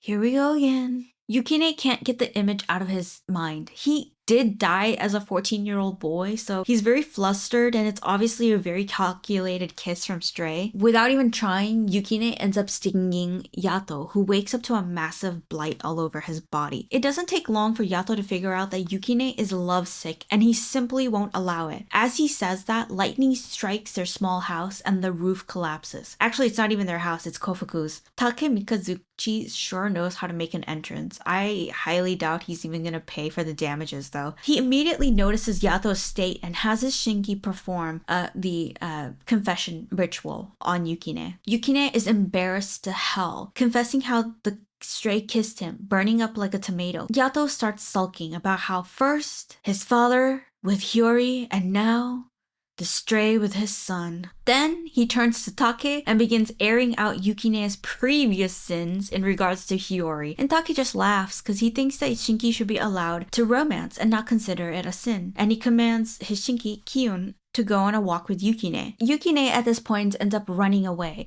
Hiyori and Kiyun run after him. While the Shinki and Hiyori are preoccupied, Take inquires about who the Stray is, giving a description of a stray that serves him under the name Eami. Meanwhile, Kiyun is having a heart-to-heart moment with Yukine, and he tries explaining to Yukine that even though Yukine says he hates the Stray, he might be failing to recognize that he's slowly falling for her, because people do that. They start liking people without even realizing. While Hiyori is heading home, she thinks back to Kiyun's words to Yukine about not being able to recognize when you're falling in love. When Yato shows up, her heart thuds and her face burns up. He shares with Hiyori that he's made up his mind.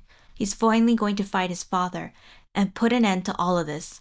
He plans to find another Shinki and leave Yukine out of this. As long as Hiyori remembers him, he might be able to survive. Who knows? He might even be reborn. He wants to test his new theories, but Hiyori reminds him how she forgot about him for weeks, since there's pages in her planner that Yato even read were blank. She remembered nothing. It's possible that that'll happen again. He hands her the small shrine she built for him to repair for him, reassuring to her that she'll see him again. He thanks her and heads out. Hiyori accidentally drops the shrine and damages it, dropping to her knees as she cries, thinking how she doesn't want Yato getting replaced, because if he gets replaced, all their memories will be gone. Facing your fears for the greater good. Yato's decision to eliminate his father comes from his desires to protect those he loves. And this is such a huge character development for Yato, at least in my eyes. He went from this god that was living paycheck to paycheck, doing odd jobs, doing his best to be seen and remembered by people day to day, living, just struggling to be alive, struggling to be acknowledged, to someone who is willing to die. He knows that if he kills father or someone else, another god kills father, it will kill him too, but he's willing to make that sacrifice to keep Hiyori safe, to keep Yukine safe, because he knows his father is like manipulating and completely just controlling Yukine. He knows that he's already hurt Hiyori and her father's hospital, right? So he wants to do everything in his power to keep the people that he loves safe, and this is the only way to go about it. Volume 20. Yuri calls up Yukine, warning him that Yato ran away again. Poor Yukine, getting abandoned again because Yato went missing for over a month during the Yomi arc. He tries to calm her down and sets out. Hiyori goes back to fixing the shrine she made for Yato. When Yato had been summoned again by Amaterasu, he had revealed the identity of his father being the crafter and how he is a mortal who obtained his brush or word from Yomi.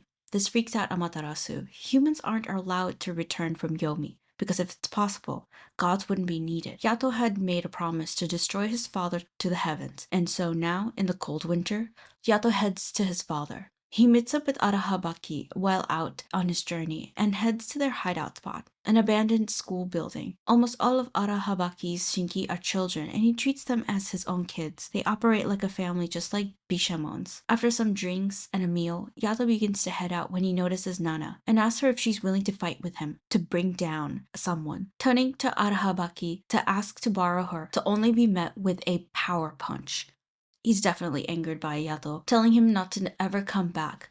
Arahabaki has Nana track him until he leaves the area. She approaches Yato and asks why he and Bishamon were after that man.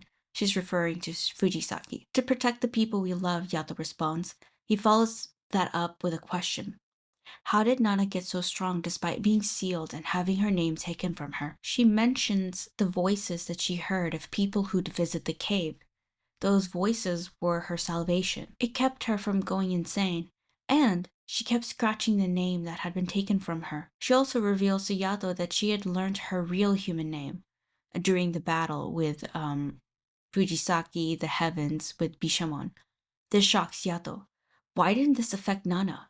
Weren't all humans obsessed with their lives and how they died? He questions. It's because she really didn't value her own life. She cared more about protecting others. After this conversation with Nana, Bishamon pops into his mind, mainly because Nana questions him about Bishamon's state and warns him how the crafter won't hesitate to backstab.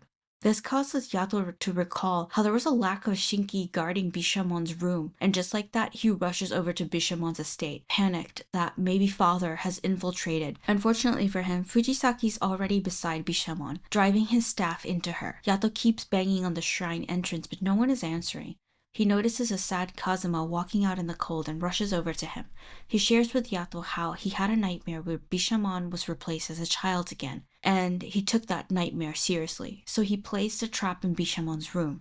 A spell to conceal Kugaha as Bishamon. A red mark stains the stray, and father simply abandons her at Bishamon's room. Kazuma had learned the spell from Iwami, Ebisu's guide. It's a snake, one on the receiver and one on the giver. The snakes both want to eat each other, so they get agitated in the presence of the other.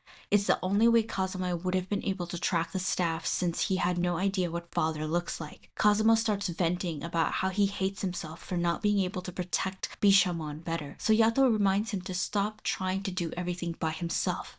Work with other Shinki, get help, eat, rest. He reassures to Kazuma that he still considers Bishamon a friend and he doesn't take Bishamon going after his father personally. Kazuma finds some relief in Yato's words, but if Yato wants to help, he'd like for Yato to die, but that to kill his father, put an end to the crafter, and that he is there to offer himself up as a stray. He is ready to die if needed.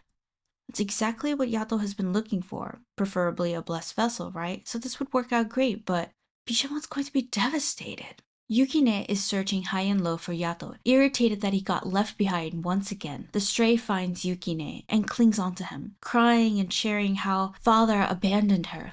He had actually released her.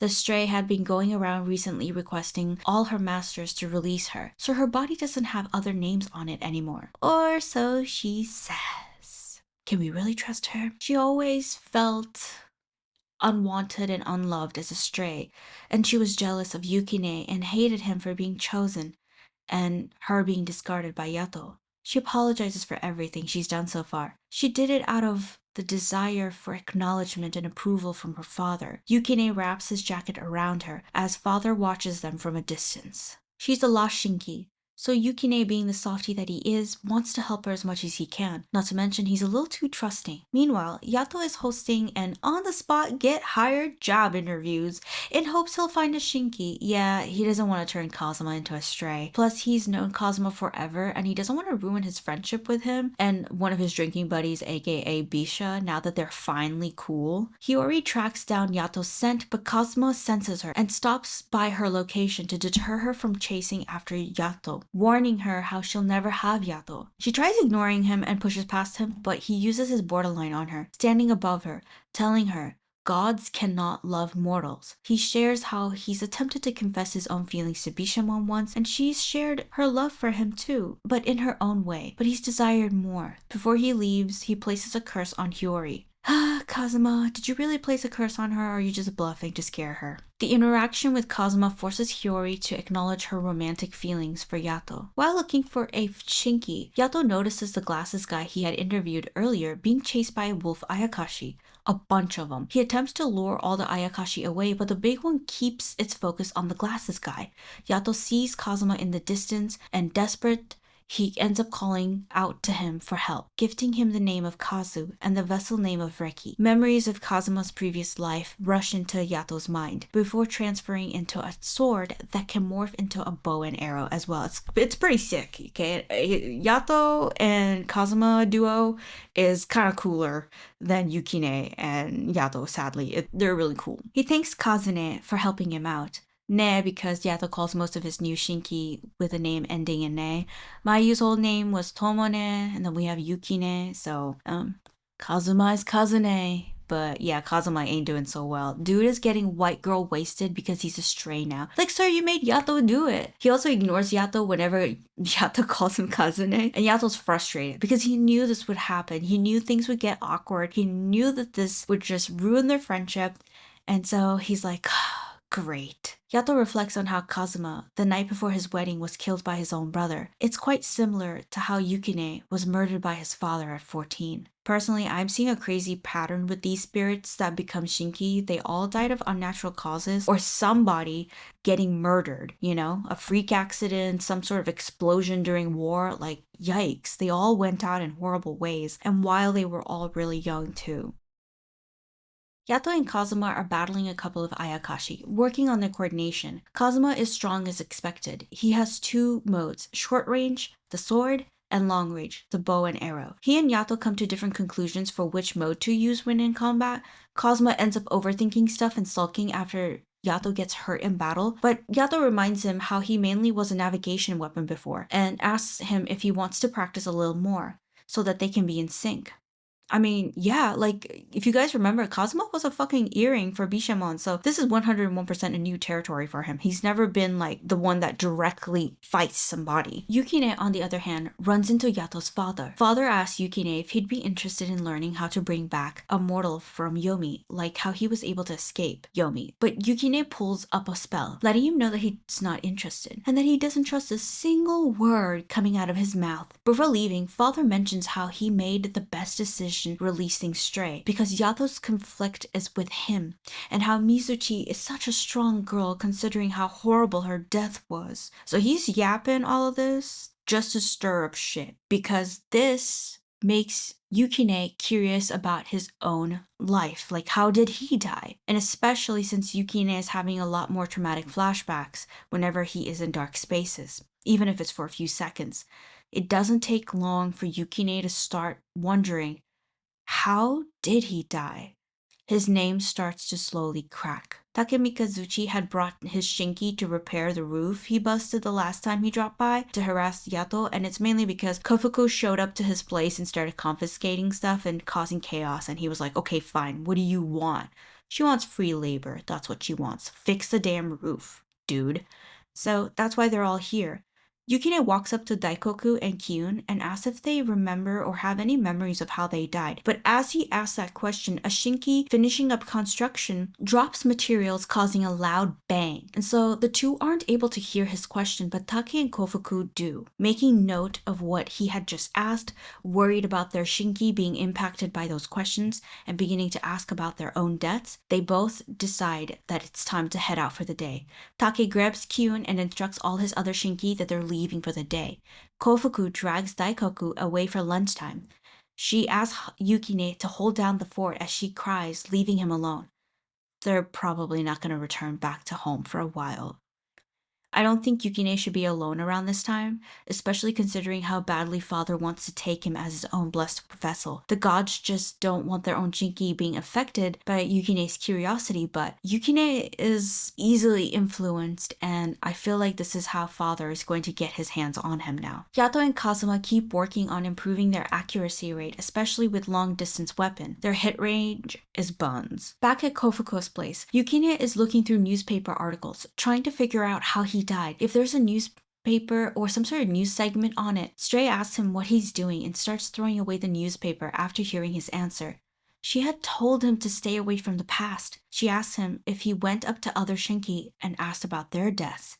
He responds with yes. She pieces together that Kofuku probably left. This doesn't deter Yukine. He still wants to know what his life was like. The Stray gathers the remaining newspapers and takes them outside of the house and lights them on fire. As she's doing that, Yukine asks her if their masters know the Shinki's past.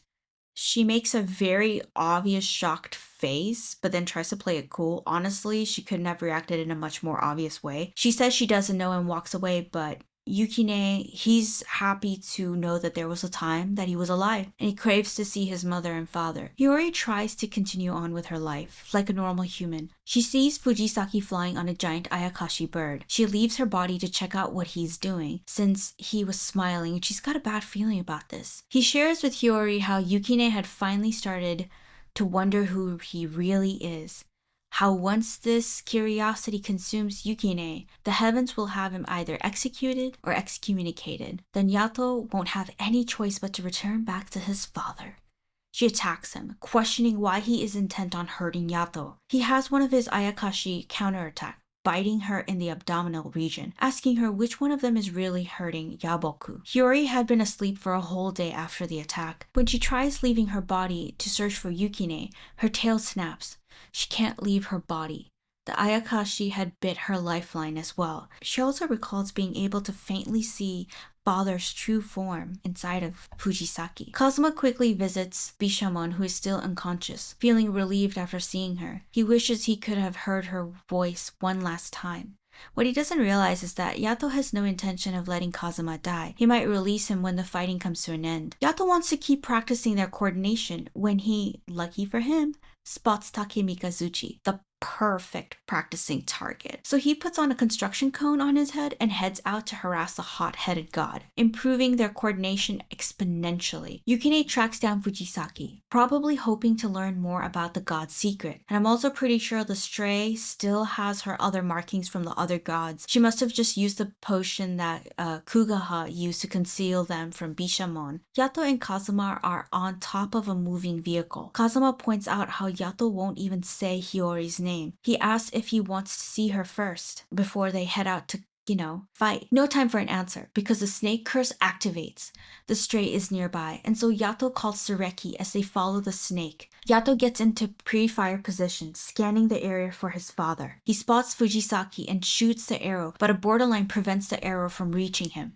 A borderline spell cast by Yukine. The young Shinki quickly figures out that his new Shinki, Yato's new Shinki, is Kazuma, and he's frustrated and yells to Kazuma how Yato will die if he kills his father. He doesn't know what to believe and starts walking away when Yato jumps down to approach him. Yukine quickly draws a borderline, scratching at his given name, yelling that he isn't Yukine and to release him now. He doesn't want to be Yukine anymore. He's about to say something else when Yato collapses. Yukine freaks out because he stung Yato and he runs off. He becomes a little afraid to approach Yato after that interaction, overthinking so many things. Fujisaki, thanks to that interaction, now knows that Yato has teamed up with Kazuma and that he's really coming for his head. Fujisaki is ready to take Yukine for himself. The divide and the pain is strong enough for him to be able to manipulate the young Shinki. Volume 22. Yato's blighted badly. He reflects on how he abandoned Yukine again. As a result, his obsession with his past has grown out of control. Yukine is losing his mind, anxious about his actions against Yato, but actively being bad to purposely sting Yato, to punish him for leaving him behind. What triggered his anger was seeing Yato using Kazuma as his new Shinki. He's turning into an Ayakashi. The Stray approaches him and convinces him to go with father.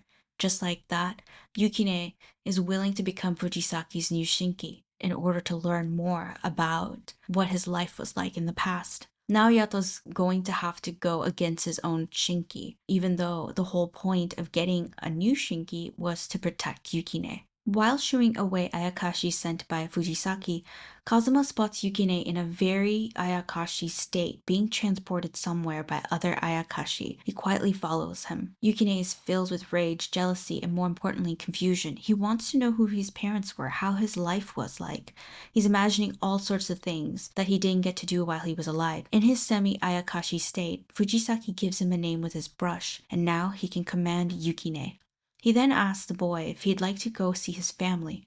Kazuma rushes to report what he's seen to Yato, who refuses to believe Kazuma at first.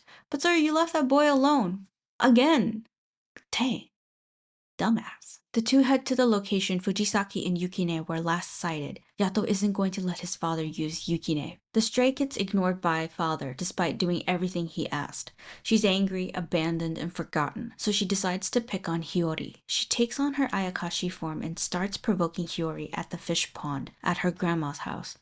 She tries attacking Hiyori, but a shadowy figure gets in the way and bolts inside the house, heading to Grandma. A panicked Hiyori turns to the stray, telling her to stay right there, and rushes upstairs to check on her grandma. Stray snaps out from her Ayakashi form and drops into the water in fetal position. Does she just need a place to belong to? Is that why she's calm?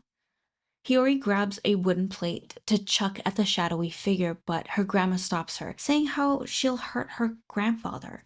Of course, death would appear as a familiar face to lessen the pain. Before her grandma passes, she encourages Hiyori to go to the one that she loves, before it's too late. Rest in peace, Granny. After Hiyori's grandma's funeral service, she goes back to her backyard, to the pond that the stray is in, asking her to help find Yato. Hiyori's a sweetheart and a kind soul, so despite the stray being a freaking brat, she invites her inside and dries her off. Stray doesn't understand what good it'll do to find Yato. She gives her the short summary of what's transpired between the two wives, notices the lack of names all over Stray's body, but Stray decides to be honest with her, revealing to her that she went through a tediously long and mind-numbing process to hide them with medicine that her father had given her. She went through all of that to win Yukine over upon her father's request. She also confesses how she hinted to Yukine that Yato knew his past to get him twisted and riled up. Hiyori's concerned for Stray, asking her if she's okay since she knows about the god's secret. Stray reveals how she knows how she died long ago, but she also expresses how she thinks Yukine is a weak Shinki. He turned into an Ayakashi just because Yato took in another Shinki, Kazuma in this case. He is bound to break when he learns the truth of his past. The stray agrees to take Hiyori to find Yato. The two get dressed and head out to find them. Ebisu invites the other gods over to his place and shares a video in a thumb drive he found in the backyard, buried underneath a tree, hoping to discover more about the crafter. The gods are super pumped to help, except Take, who's the first to notice that they're just there to be manual labor because all the backed up data that the video they watched mentioned is in a storage room filled with old boxes of paperwork. Everyone gets to work while the young Ebisu watches his previous version, share about the other gods, and finally, about a strange pair that he encountered, a nameless god and a blessed vessel who were ready to sell each other out for money he presented. After the video finishes, the young Ebisu touches the screen, saying that his previous version worked hard and he won't let him down, and how he wishes he could have talked to him. Meanwhile, Stray and Hiyori make it deep into the mountains. Stray shares with Hiyori how the small form of Yukine, the little small ghost-like version he was, that they saw before Yato made him his Shinki, that's referred to as a pristine spirit, a Sudama. It used to be a ghost, but after many decades, it turned into that small form. These types of spirits go to the mountains during the winter to rest, but it makes sense that Yukine didn't because of how traumatic his experience was. But she continues to share how after Yato took in Yukine as a Shinki, he came to the mountains, searching for something. Gods often go to the sites where their Shinkis had died to check if their Shinki were drawn to the area. They want to avoid as many memory triggers as possible. Yato was restless that night, digging into the ground in the cold winter. He unearthed an old refrigerator. Yukine was murdered, and the murderer had disposed of his body in that fridge. But clearly, he wasn't dead when he was tossed inside, because Yukine remembers the memory all too well of being tossed in and the refrigerator door being slammed shut. Of him slowly dying. That's where his fear of the dark comes from. Yukine has that nightmare again, the one where a man locks him in a dark place. He wakes up shivering, and Father asks him if he's okay. The fact that he takes in Shinki that usually long for a family or acceptance is kind of sick. Plus, he makes them all call him Father. Like, I don't think we know his actual name ever. But anyway, okay, weirdo. But anyway, he has them living in Yukine's old house. Of course, Yukine can't remember anything, not even sure if Father is even taking him to the right places or just lying. His nickname used to be Haru, but Yukine thinks that that's actually his name. But Father isn't going to just let the secrets out yet, lying to him how he only has a fraction of the memories from when Yukine was alive, stringing him along. He knows Yukine didn't have a happy life, but he strings him along. Yukine's super excited and happy, and he starts kind of conjuring up this whole idea of how his life used to be when he was alive and the kind of family he had, but that's just not the reality. Father is hoping that when Yukine finally snaps, it'll turn into an amazing weapon. Yukine finds locals that remember the people that used to live on the second floor of the building that he mentions. They share how close the two siblings were, always feeding the ducks from the bridge. It's a shame what happened to the little brother, one of them mentions, revealing how he went missing 35 years ago. That's when Yukine died. One of the locals knew Yukine when he was alive and noticed all sorts of bruises on him. His parents told him to stop hanging around Yukine, and so he did, to which one of the other locals chatting with him scolds him for, appalled at the fact that they abandoned a kid that clearly was going through abuse and instead of being friends with him or trying to help with him. The guy uses the "times were different back then" excuse, but brother, even these locals are saying that that's bullshit. One of the two locals points out how the father was a deadbeat drunk. The wife left him and took the daughter, but the son for some reason stayed with the dad. He didn't care about his son, and suddenly one day he's handing out flyers saying his son is missing. Something was fishy. Panic floods Yukine. He had conjured up a loving family in his mind. He hasn't ever thought of horrible things happening to him. He went missing? He ran away? How did he die? He runs over to the apartment. Just standing in front of the door makes him scared. He doesn't want to open the door, and when it opens, he sees his real father for a split second. Fujisaki asks him if he remembers something, and Yukine runs away, yelling how he doesn't want to remember. Volume 23. Yato is camping with Kazuma at one of the three locations that he thinks Yukine will be taken to: the mountain where he died, the apartment he lived in, or to a town in the mountains. Using Kazuma's long rage form, he sends arrows to various locations around the town, hoping to sense Father whenever he enters the town. While Kazuma is on lookout duty, Yato runs off to find Yukine's real sister, Yuka Tajima. He knows his father is trying to corner Yukine, to make him feel alone and abandoned. He might bring Yukine when he's over the edge and make him kill his own sister, convincing him that she abandoned him. But Yato plans to stay ahead of the game. Fujisaki starts exposing how he was murdered by his own father to Yukine, and Yukine starts saying that he doesn't want to hear the ending. He really doesn't want to hear. But Fujisaki continues on about how he wants to give Yukine a proper burial since he was left in the mountain the entire time. Fujisaki leaves his body and heads out. Yukine uses Fujisaki's phone to search on the internet his name to see if anyone investigated his death, but he gets 0 hits. This is when he starts spiraling, feeling abandoned by his sister. Why didn't she look for him?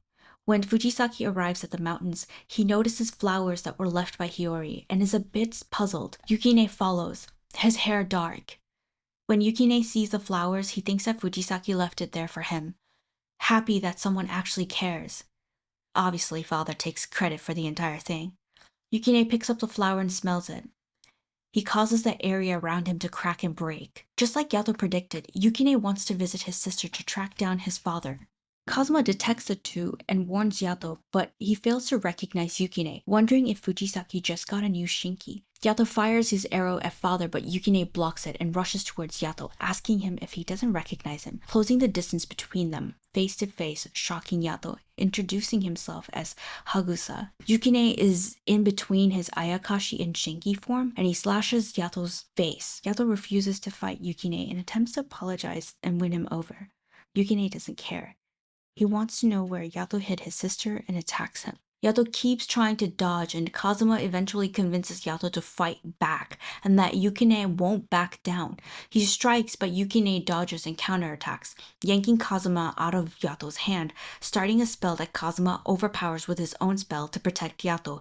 He draws some distance between them. Yukine is slowly turning into half Ayakashi again. Yato can tell that deep down Yukine is crying and doesn't really want to hurt him. To Yato, drawing his sword on him doesn't seem like the appropriate reaction. Meanwhile, the gods are still going through all the research the previous Ebisu had done on the masked Ayakashi and the crafter. The big discovery is that the crafter is a human and that if they find his grave, then maybe they'll be able to defeat him. Yukine slowly starts making comparisons with his real father and Yato. And I mean, Yato kind of is a deadbeat, but that's fair. Yato doesn't want to hurt Yukine and doesn't really want to draw out Kazuma. Hearing Yato sound all fatherly pisses Yukine off even more. He thinks it's all an act, that no one truly has ever loved him. Yukine corners him to a tree, and this tree might be the resting ground that Yato picked out for Yukine or something like that, because immediately as they're backing up into the cherry blossom tree, Yato draws his sword for the first time and cuts Yukine's Ayakashi hand off. Yukine uses his other hand to dig into Yato, who embraces him. Yukine retreats and returns to Fujisaki in tears. Also, Bishamon is starting to finally wake up. She starts calling out to Kazuma, "Toki, Toki," but there's no response. Yukine finally takes Fujisaki to the tree where he had stabbed Yato, but no one's there. Yukine is also misremembering their fight and recalls stabbing his father and not Yato.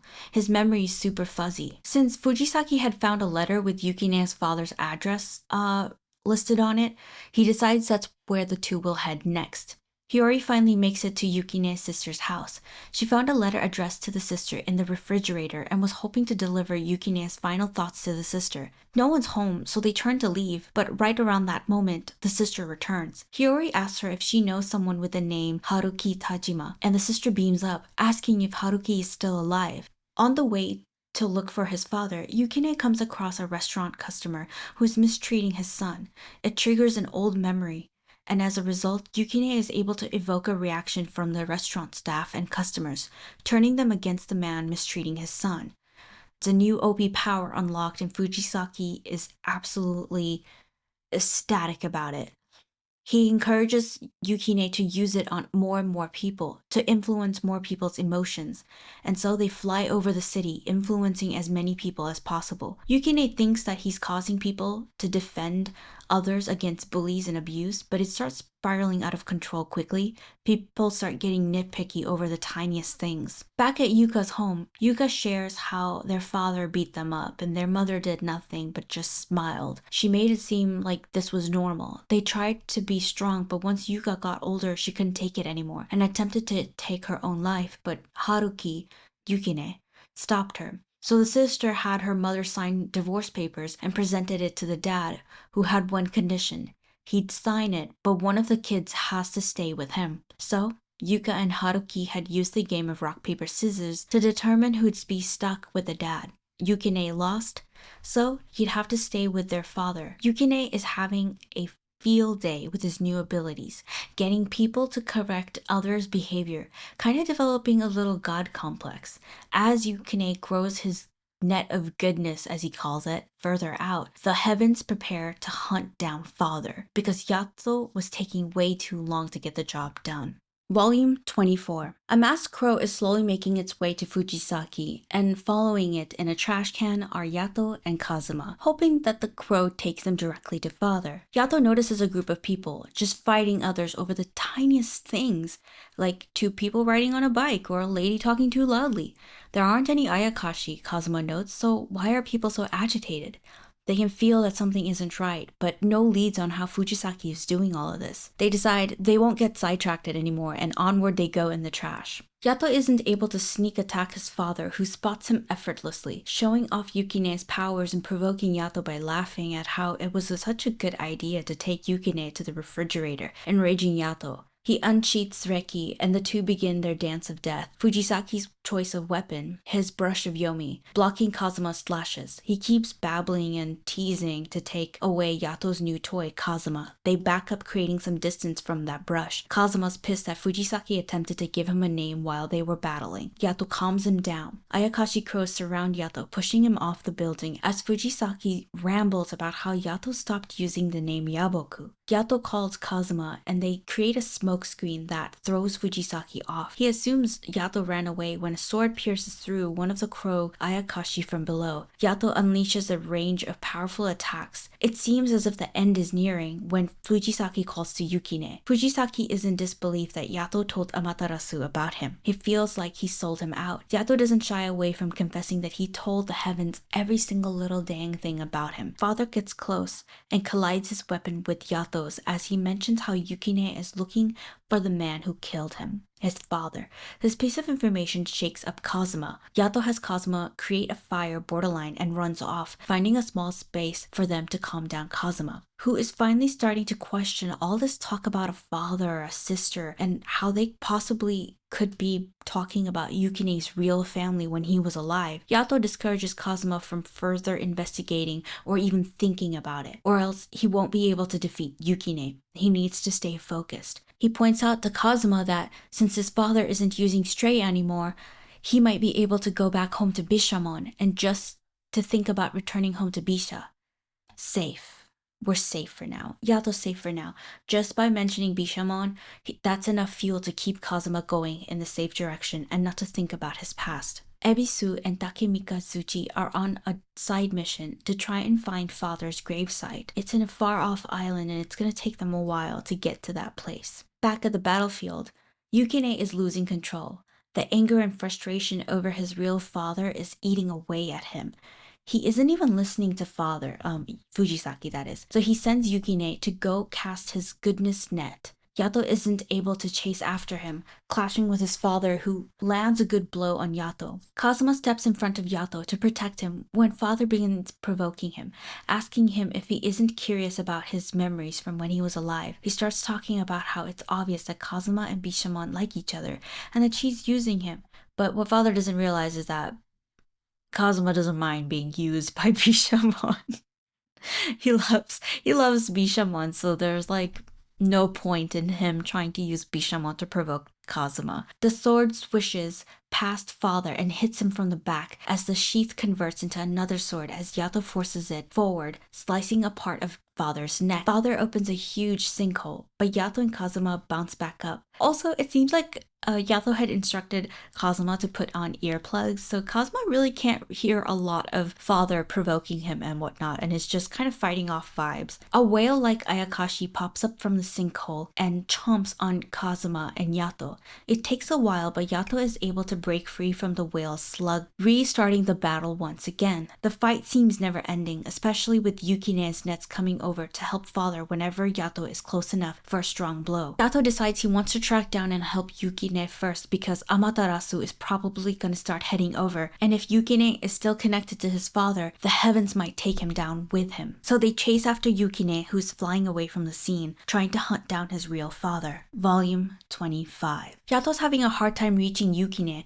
so Kazuma encourages Yato to call him, to summon him as a weapon, to call out the name Seki, make him listen and not to be afraid, to have faith in Yukine, encouraging him not to hesitate. The gods from the heavens arrive to execute father. The fight is so intense that it starts impacting regular people. Natural disaster warnings make the headlines. Father starts calling out for Stray. Stray tries to fight the urge to go to father, but her desire to be loved is too strong, and so when he calls for her again, she can't help but answer. So now he has the strongest weapon on his hands to fight against the gods that the heavens sent after him. One by one, the Shinki are affected, their memories returning to them, rendering the gods useless in a state of panic, and even causing some gods to be reborn after taking immense damage and dying. It doesn't take long for father to completely turn the tides, leaving only chaos behind. He goes up against Amaterasu with Stray. Meanwhile, Ebisu and Takamikazuchi finally find the island. They begin exploring it. They discover some sort of cabin hidden in the darkest spot of this tiny island.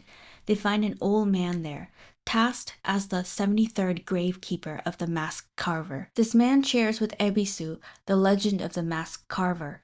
1,000 years ago, his village was destroyed by a landslide, fire, and flood, leaving him an orphan, taken in by a priest who was on a journey to death and was bringing the boy with him. In Yomi, he learns a lot by accompanying Izanami. Once he understands how the heavens work, how Ayakashi work, and how he was left to have a shitty life, he's pissed and he wants revenge, and he wants the heavens to be shaken up and changed. To him, Izanami in Yomi appears as a woman known as Kaya, and that's the only thing that the man knows and is able to share.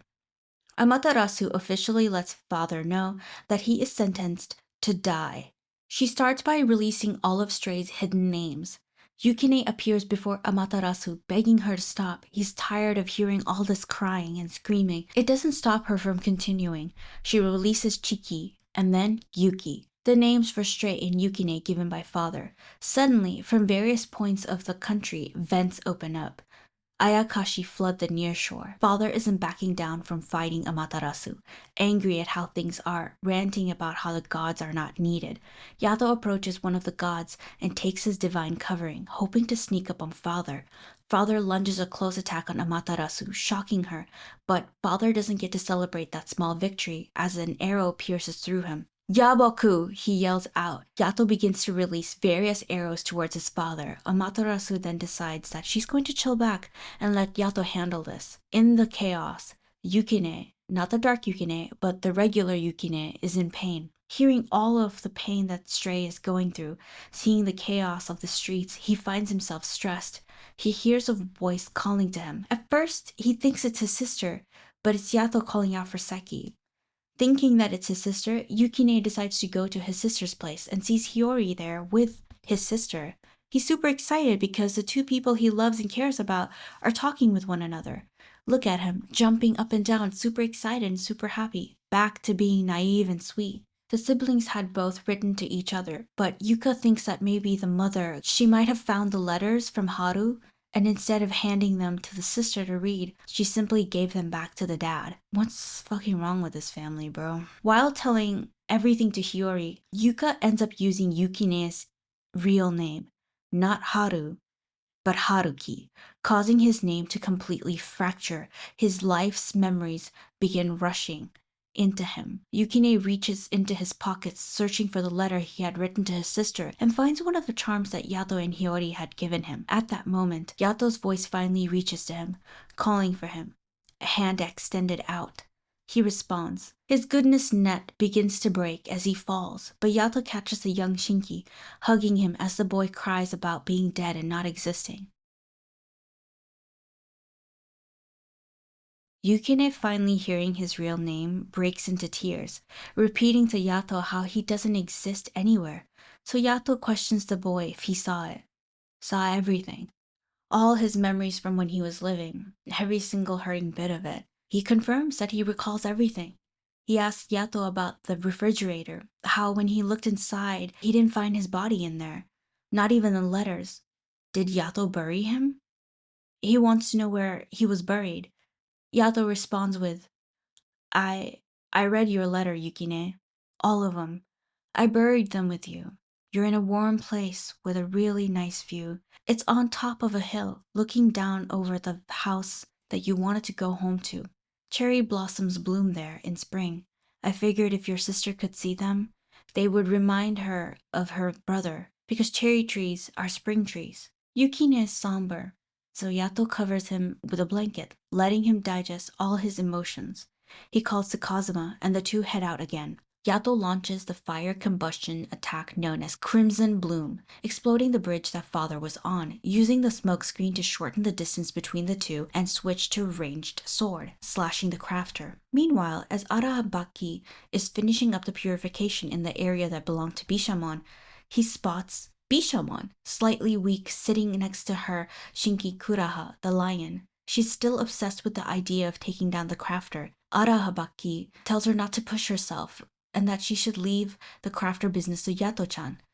He fills her in on what's going on, at least the details that he knows, and Bisha doesn't want to back down. She calls out to her other Shinki. They're heading to the main fight. Bishamon can't stop worrying. Why won't Kazuma come to her? He won't answer any of her calls at all. Father provokes Yato, asking him if he doesn't care what happens to Kazuma, doing his best to manipulate Yato. They exchange a few more words before Yato delivers a strong blow. Stray is barely holding on, unable to fight properly. Father demands for Yato to come back to him. Yato's about to swing the final blow when Stray makes contact with Kazuma and causes his name to crack. A few memories come back. They were so freaking close. That flood of emotions, Bishamon can feel it. She recalls this sensation with her previous Shinki. She's trying to figure out which one of her Shinki is quietly fading away. The memories are eating away at Kazuma, but he is stubborn and focused, slightly blighting Yato, but yelling at him to not retreat like that again as he fixes his glasses. Kazuma is going to change his form a little bit so that Yato has a concentrated region with all of Kazuma's energy. He wants Yato to focus so that they can deal a final blow. He isn't the weakling he used to be, and he intends to prove it. Maybe a Shinki doesn't fade away when they're turning into an Ayakashi, or if their willpower is strong enough and they have a better, bigger sense of purpose. But they're at it again. Father is able to pierce through Yato's hand, chipping Yato's sword in the process. Following up with a strong kick, Yato's blighted pretty badly, so he's struggling to get back up. Father has Stray fetch some water for purification to wash off Yato. He gets close to Yato and starts babying him, crying as he caresses Yato's face. Hiyori shows up at the shrine and can sense Yato, Fujisaki, and Yukine in the area. She notices Stray and asks her why she went back to him, which she simply responds with, "Because I love my father." But Hiyori isn't buying it. She feels as if something's off, reaching out to Stray before falling out of her body again. Her tail, her lifeline, was severely torn. Her body collapses under the shrine entrance. Stray uses purified water to help her, and then insists for Hiyori to return back to her body, but Hiyori discovers very quickly that she isn't able to return back. She calms herself down and decides to focus on searching for Yato and Yukine instead. Kazuma's vision's blurry, but he notices Yato losing focus. Yato sees Fujisaki's face as his father, and he's confused as to why father is crying. He suddenly recalls a memory from his childhood when he got hurt and father picked him up, crying as he carried an injured Yaboku home, asking Yaboku if he doesn't like his papa, and mentioning how every family has its issues, but that's just how it goes with parents and their kids, asking him what he wants for dinner. In the present, he tells Yato that if he falls into Yomi, father will help him out again. At a distant island, Take slashes the shrine/grave of the crafter. Analyzing the area Take had smashed, they notice a small vent. Ebisu then questions the old man if his present duty is to summon souls. Soul summoning is a ritual where gravekeepers call the name of the dead to bring them back from Yomi. They do it twice a day. The old man had once retired, but all his successors had run off without a trace. So, what will the two gods do? Kill this man and his family? Yato reminds father that he had sent Yato to Yomi once and that it was Hiyori who called his name to summon him back. His sword gets flinged away by Stray, who rushes back at father's side. The two call for their Shinki and the fighting resumes, but it's safe to say that both the sides are near exhaustion. Back with Ebisu and Take, the old man is willing to give them the crafter's name if one of them takes over his role. Ebisu volunteers, saying how that's such a small price to pay, but the old man doesn't trust them anymore. One of his family members encourages him to trust them. His family is waiting for him. Yeah, they're dead. The old man embraces the dark shadows that are ready to escort him to the afterlife. He is ready to be with his family, and so he lays down. He offers up the crafter's real name. We don't get that information. We only know him as Fujisaki. Ebisu and Taki feel horrible. They feel as if they've deceived the old man. They know they can't keep his promise of continuing his job because they belong to the far shore. If father dies, he won't be able to return from Yomi this time. One of his lifelines has been cut. Stray is freaking out. Yato cut father in the throat deeply. He's bleeding out of breath, beaten up. He lies next to his father, ready to embrace death. If father dies, so does Yato. He says how he won't ever let his father lay a finger on his friends ever again as he thinks of Hiyori and Yukine. Yato calls to Kazuma to return to his human form, and with a big sigh of relief, he falls to the ground next to Yato. The two are absolutely exhausted. Off in the distance, the stray is frantic over father bleeding out. Kazuma shares with Yato how he can see his life flashing before his eyes. Yato yells out how he's sorry for dragging Kazuma into this, but Kazuma says how it's alright. He can finally go to his family. As he turns into small particles of light, Yato feels miserable. Hiyori can't pick up on Yato's scent anymore. Father does attempt to come back from Yomi, slowly making his way through the path he created. We get a quick flashback. He lived life like the priest that adopted him and got killed off for fighting against people collecting Kaya's rice, a village woman that he liked. That's how he ended up in Yomi, eventually making his escape from there after Izanami was offering him a way to leave with the mask. He freaks out once he sees her face, but he snatches the word of Yomi from her, using the mask to leave after hearing Kaya's voice call his name.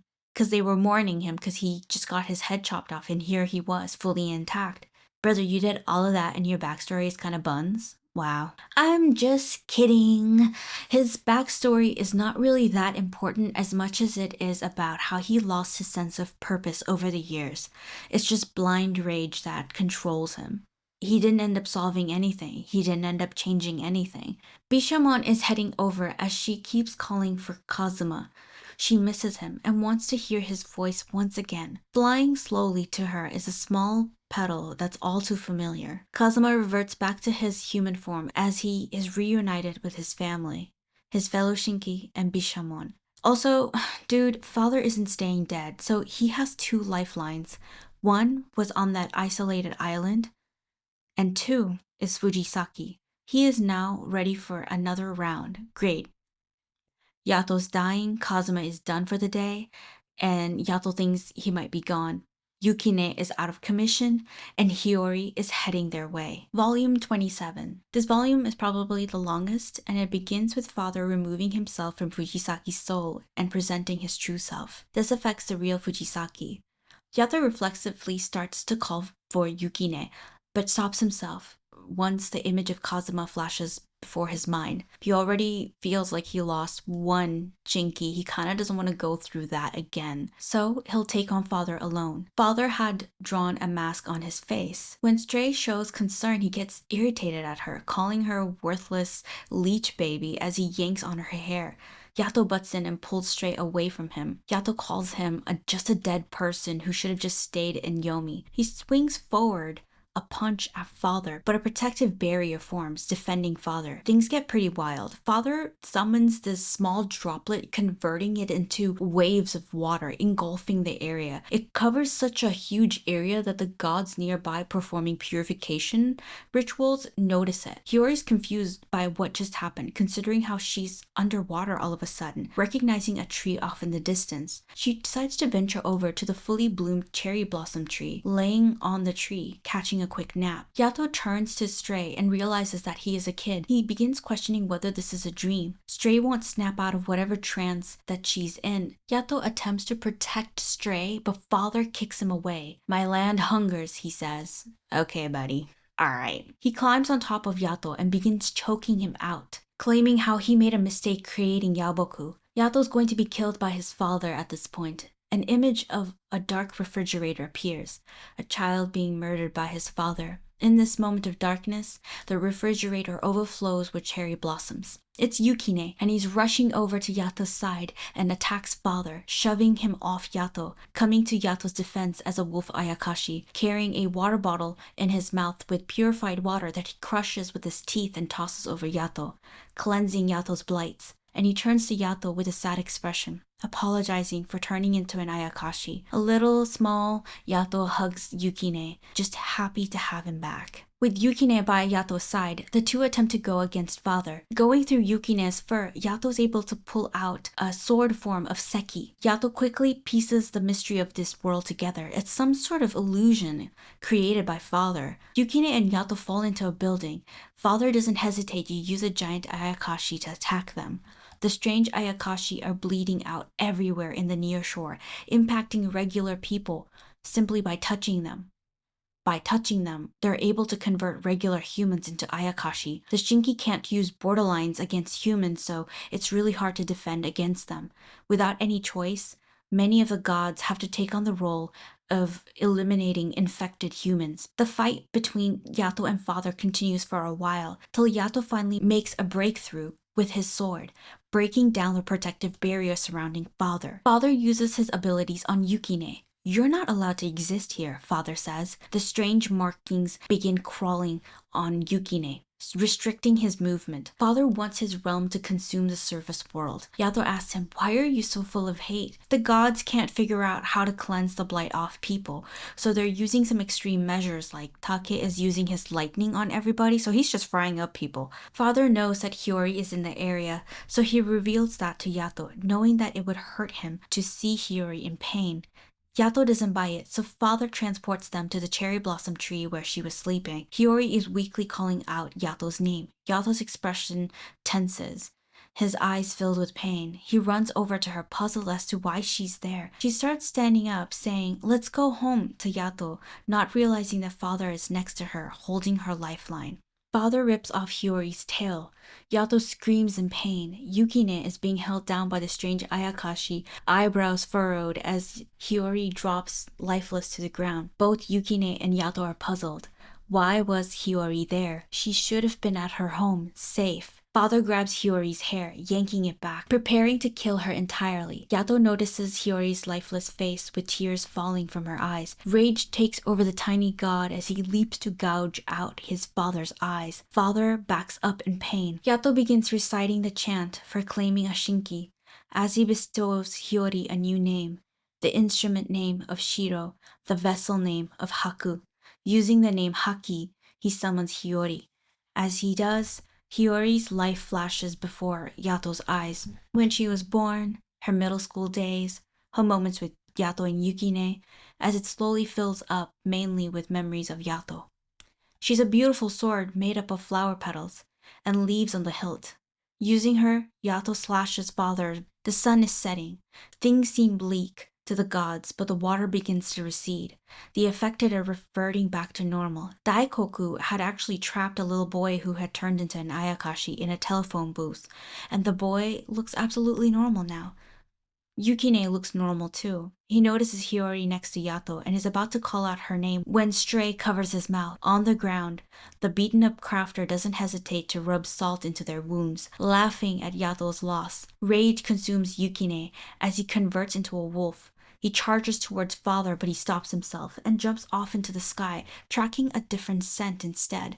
He brings back Hiyori's body and drops it in front of Yato, begging him to fix things. Unsure of what to do, Yato starts performing CPR on Hiyori, as Yukine holds her cold hand, saying, "You're going to be fine. Yato's going to save you."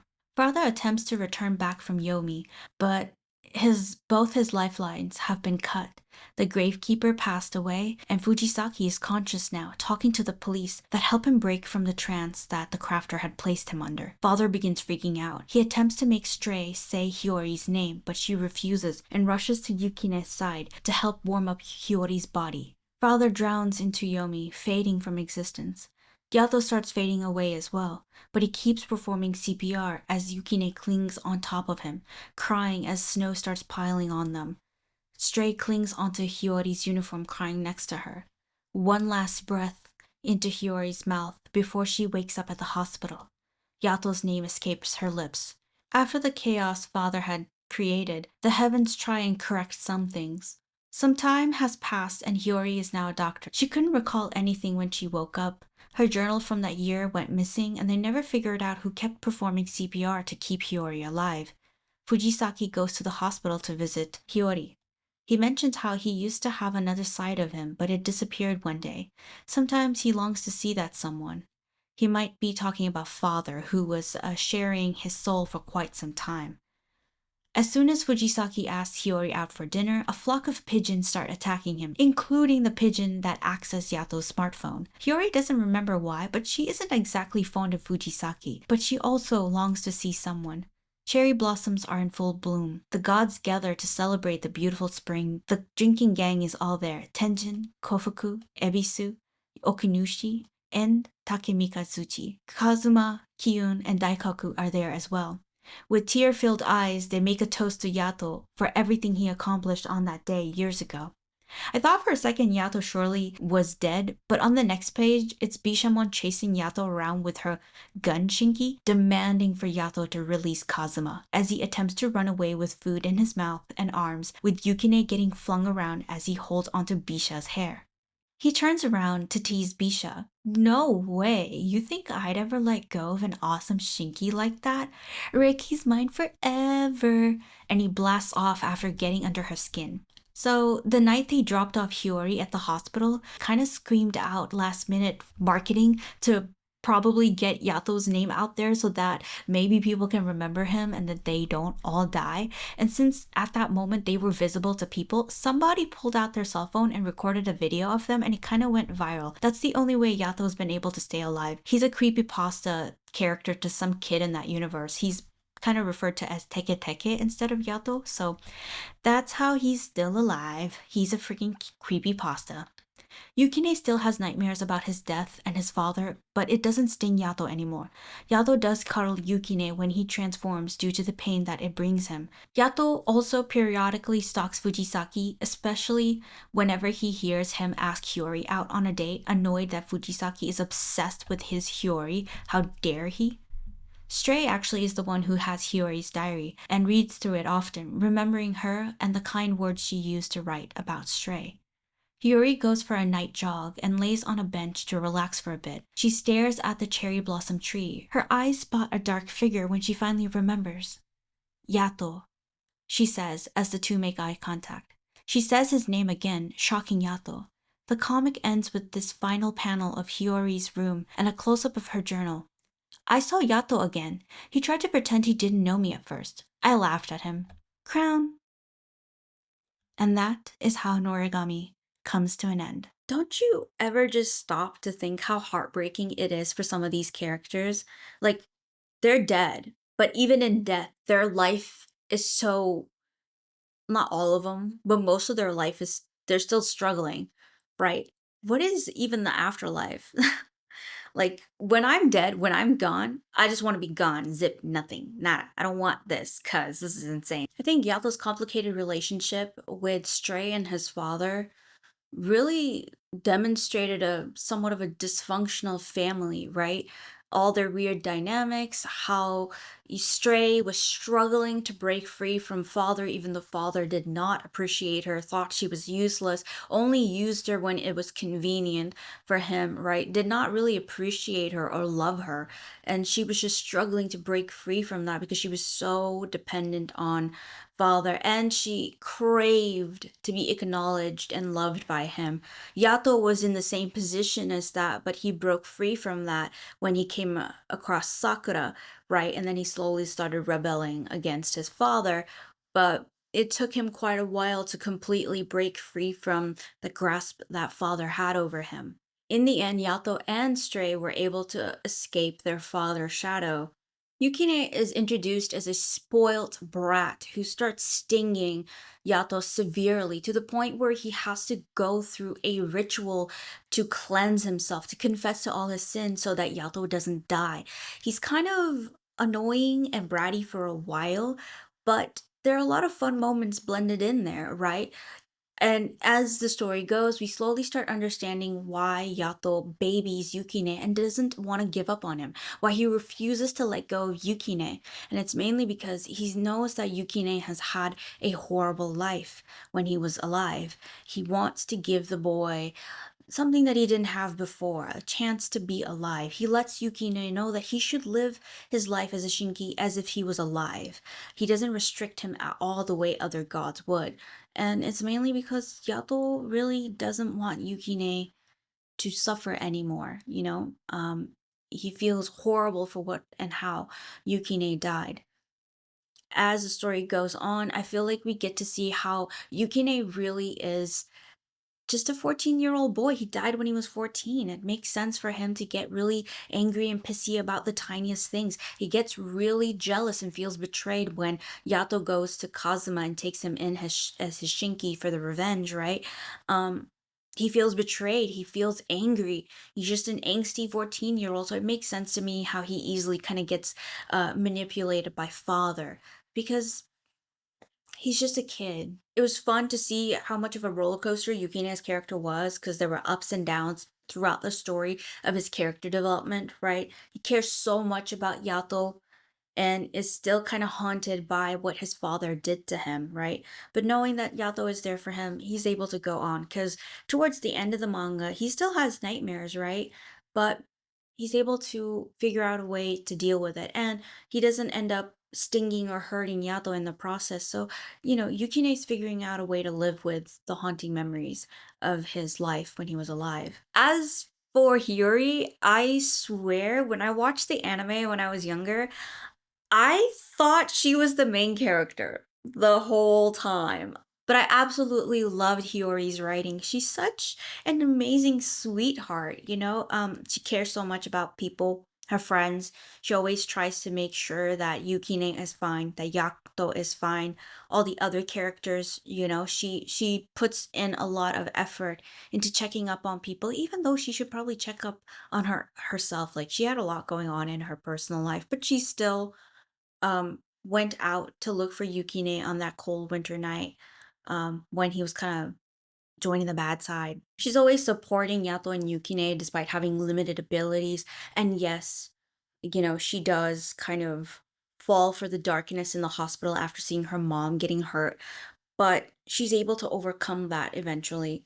And honestly, I don't really think it's kind of weird that she behaved the way she did because she did just see her mom hurt and she didn't know how to react to that. The ending, some people really hate it because it's bittersweet. It is bittersweet, but I kind of like how things turned out in the end. Hyori, to me, at least she was able to recall who Yato was. Kazuma is such an interesting character. He helps out Yato so much. I love the mutual respect that the two have for each other. They have so much chemistry. I wouldn't be surprised if there's a fanfic of them out there. Hey, I'm just saying, okay? They are such a great team. And I think what I really liked about Kazuma is that he has always, personally for me, he's always like at the beginning of Noragami, he is a huge mystery character for me in the sense that why is he bowing to Yato? Why is he being respectful to Yato? And, as the story kind of goes and things unfold, we learn that he was the one who asked Yato to take care of the problem in his clan, his family, kind of becoming Ayakashi and Bishamon almost dying. So I don't know how to put it into proper words. There's just so much that happens. He's such an important character in every single little arc. He's just there. He's just there. He's everywhere. And I love that. He's a part of the gang. Even though he might not be in the trio, he is kind of in the trio, for me at least, because he's such an important character who plays such an important part. He trains Yukine. He gives Hiyori a pep talk. He has even a pep talk with Yato. He's just there all around. His relationship with Bishamon is really adorable. I kind of didn't acknowledge or notice that much at the beginning how much he loved Bishamon because I didn't really pick up on that. But I was just too hung up on like, oh, the chemistry between Bishamon and Yato. But yeah, it's adorable. And I'm gonna be honest, in the end, I was so happy that he survived. I didn't care if anybody else died. I don't even care if Yato died. I would have been so upset if Kazuma died. So overall thoughts of the comic, I absolutely enjoyed the pacing. It was kind of slow and fast in between, and I loved it all, okay? Every single transitional page, every single time a character was introduced and there was like a half a panel or a whole panel dedicated to them, I immediately was like, all right, you're important, locked it in here. What are you gonna do? Especially Father, like, I would have not imagined, like, that was good. That was good, okay? I'm easily entertained, and this was good.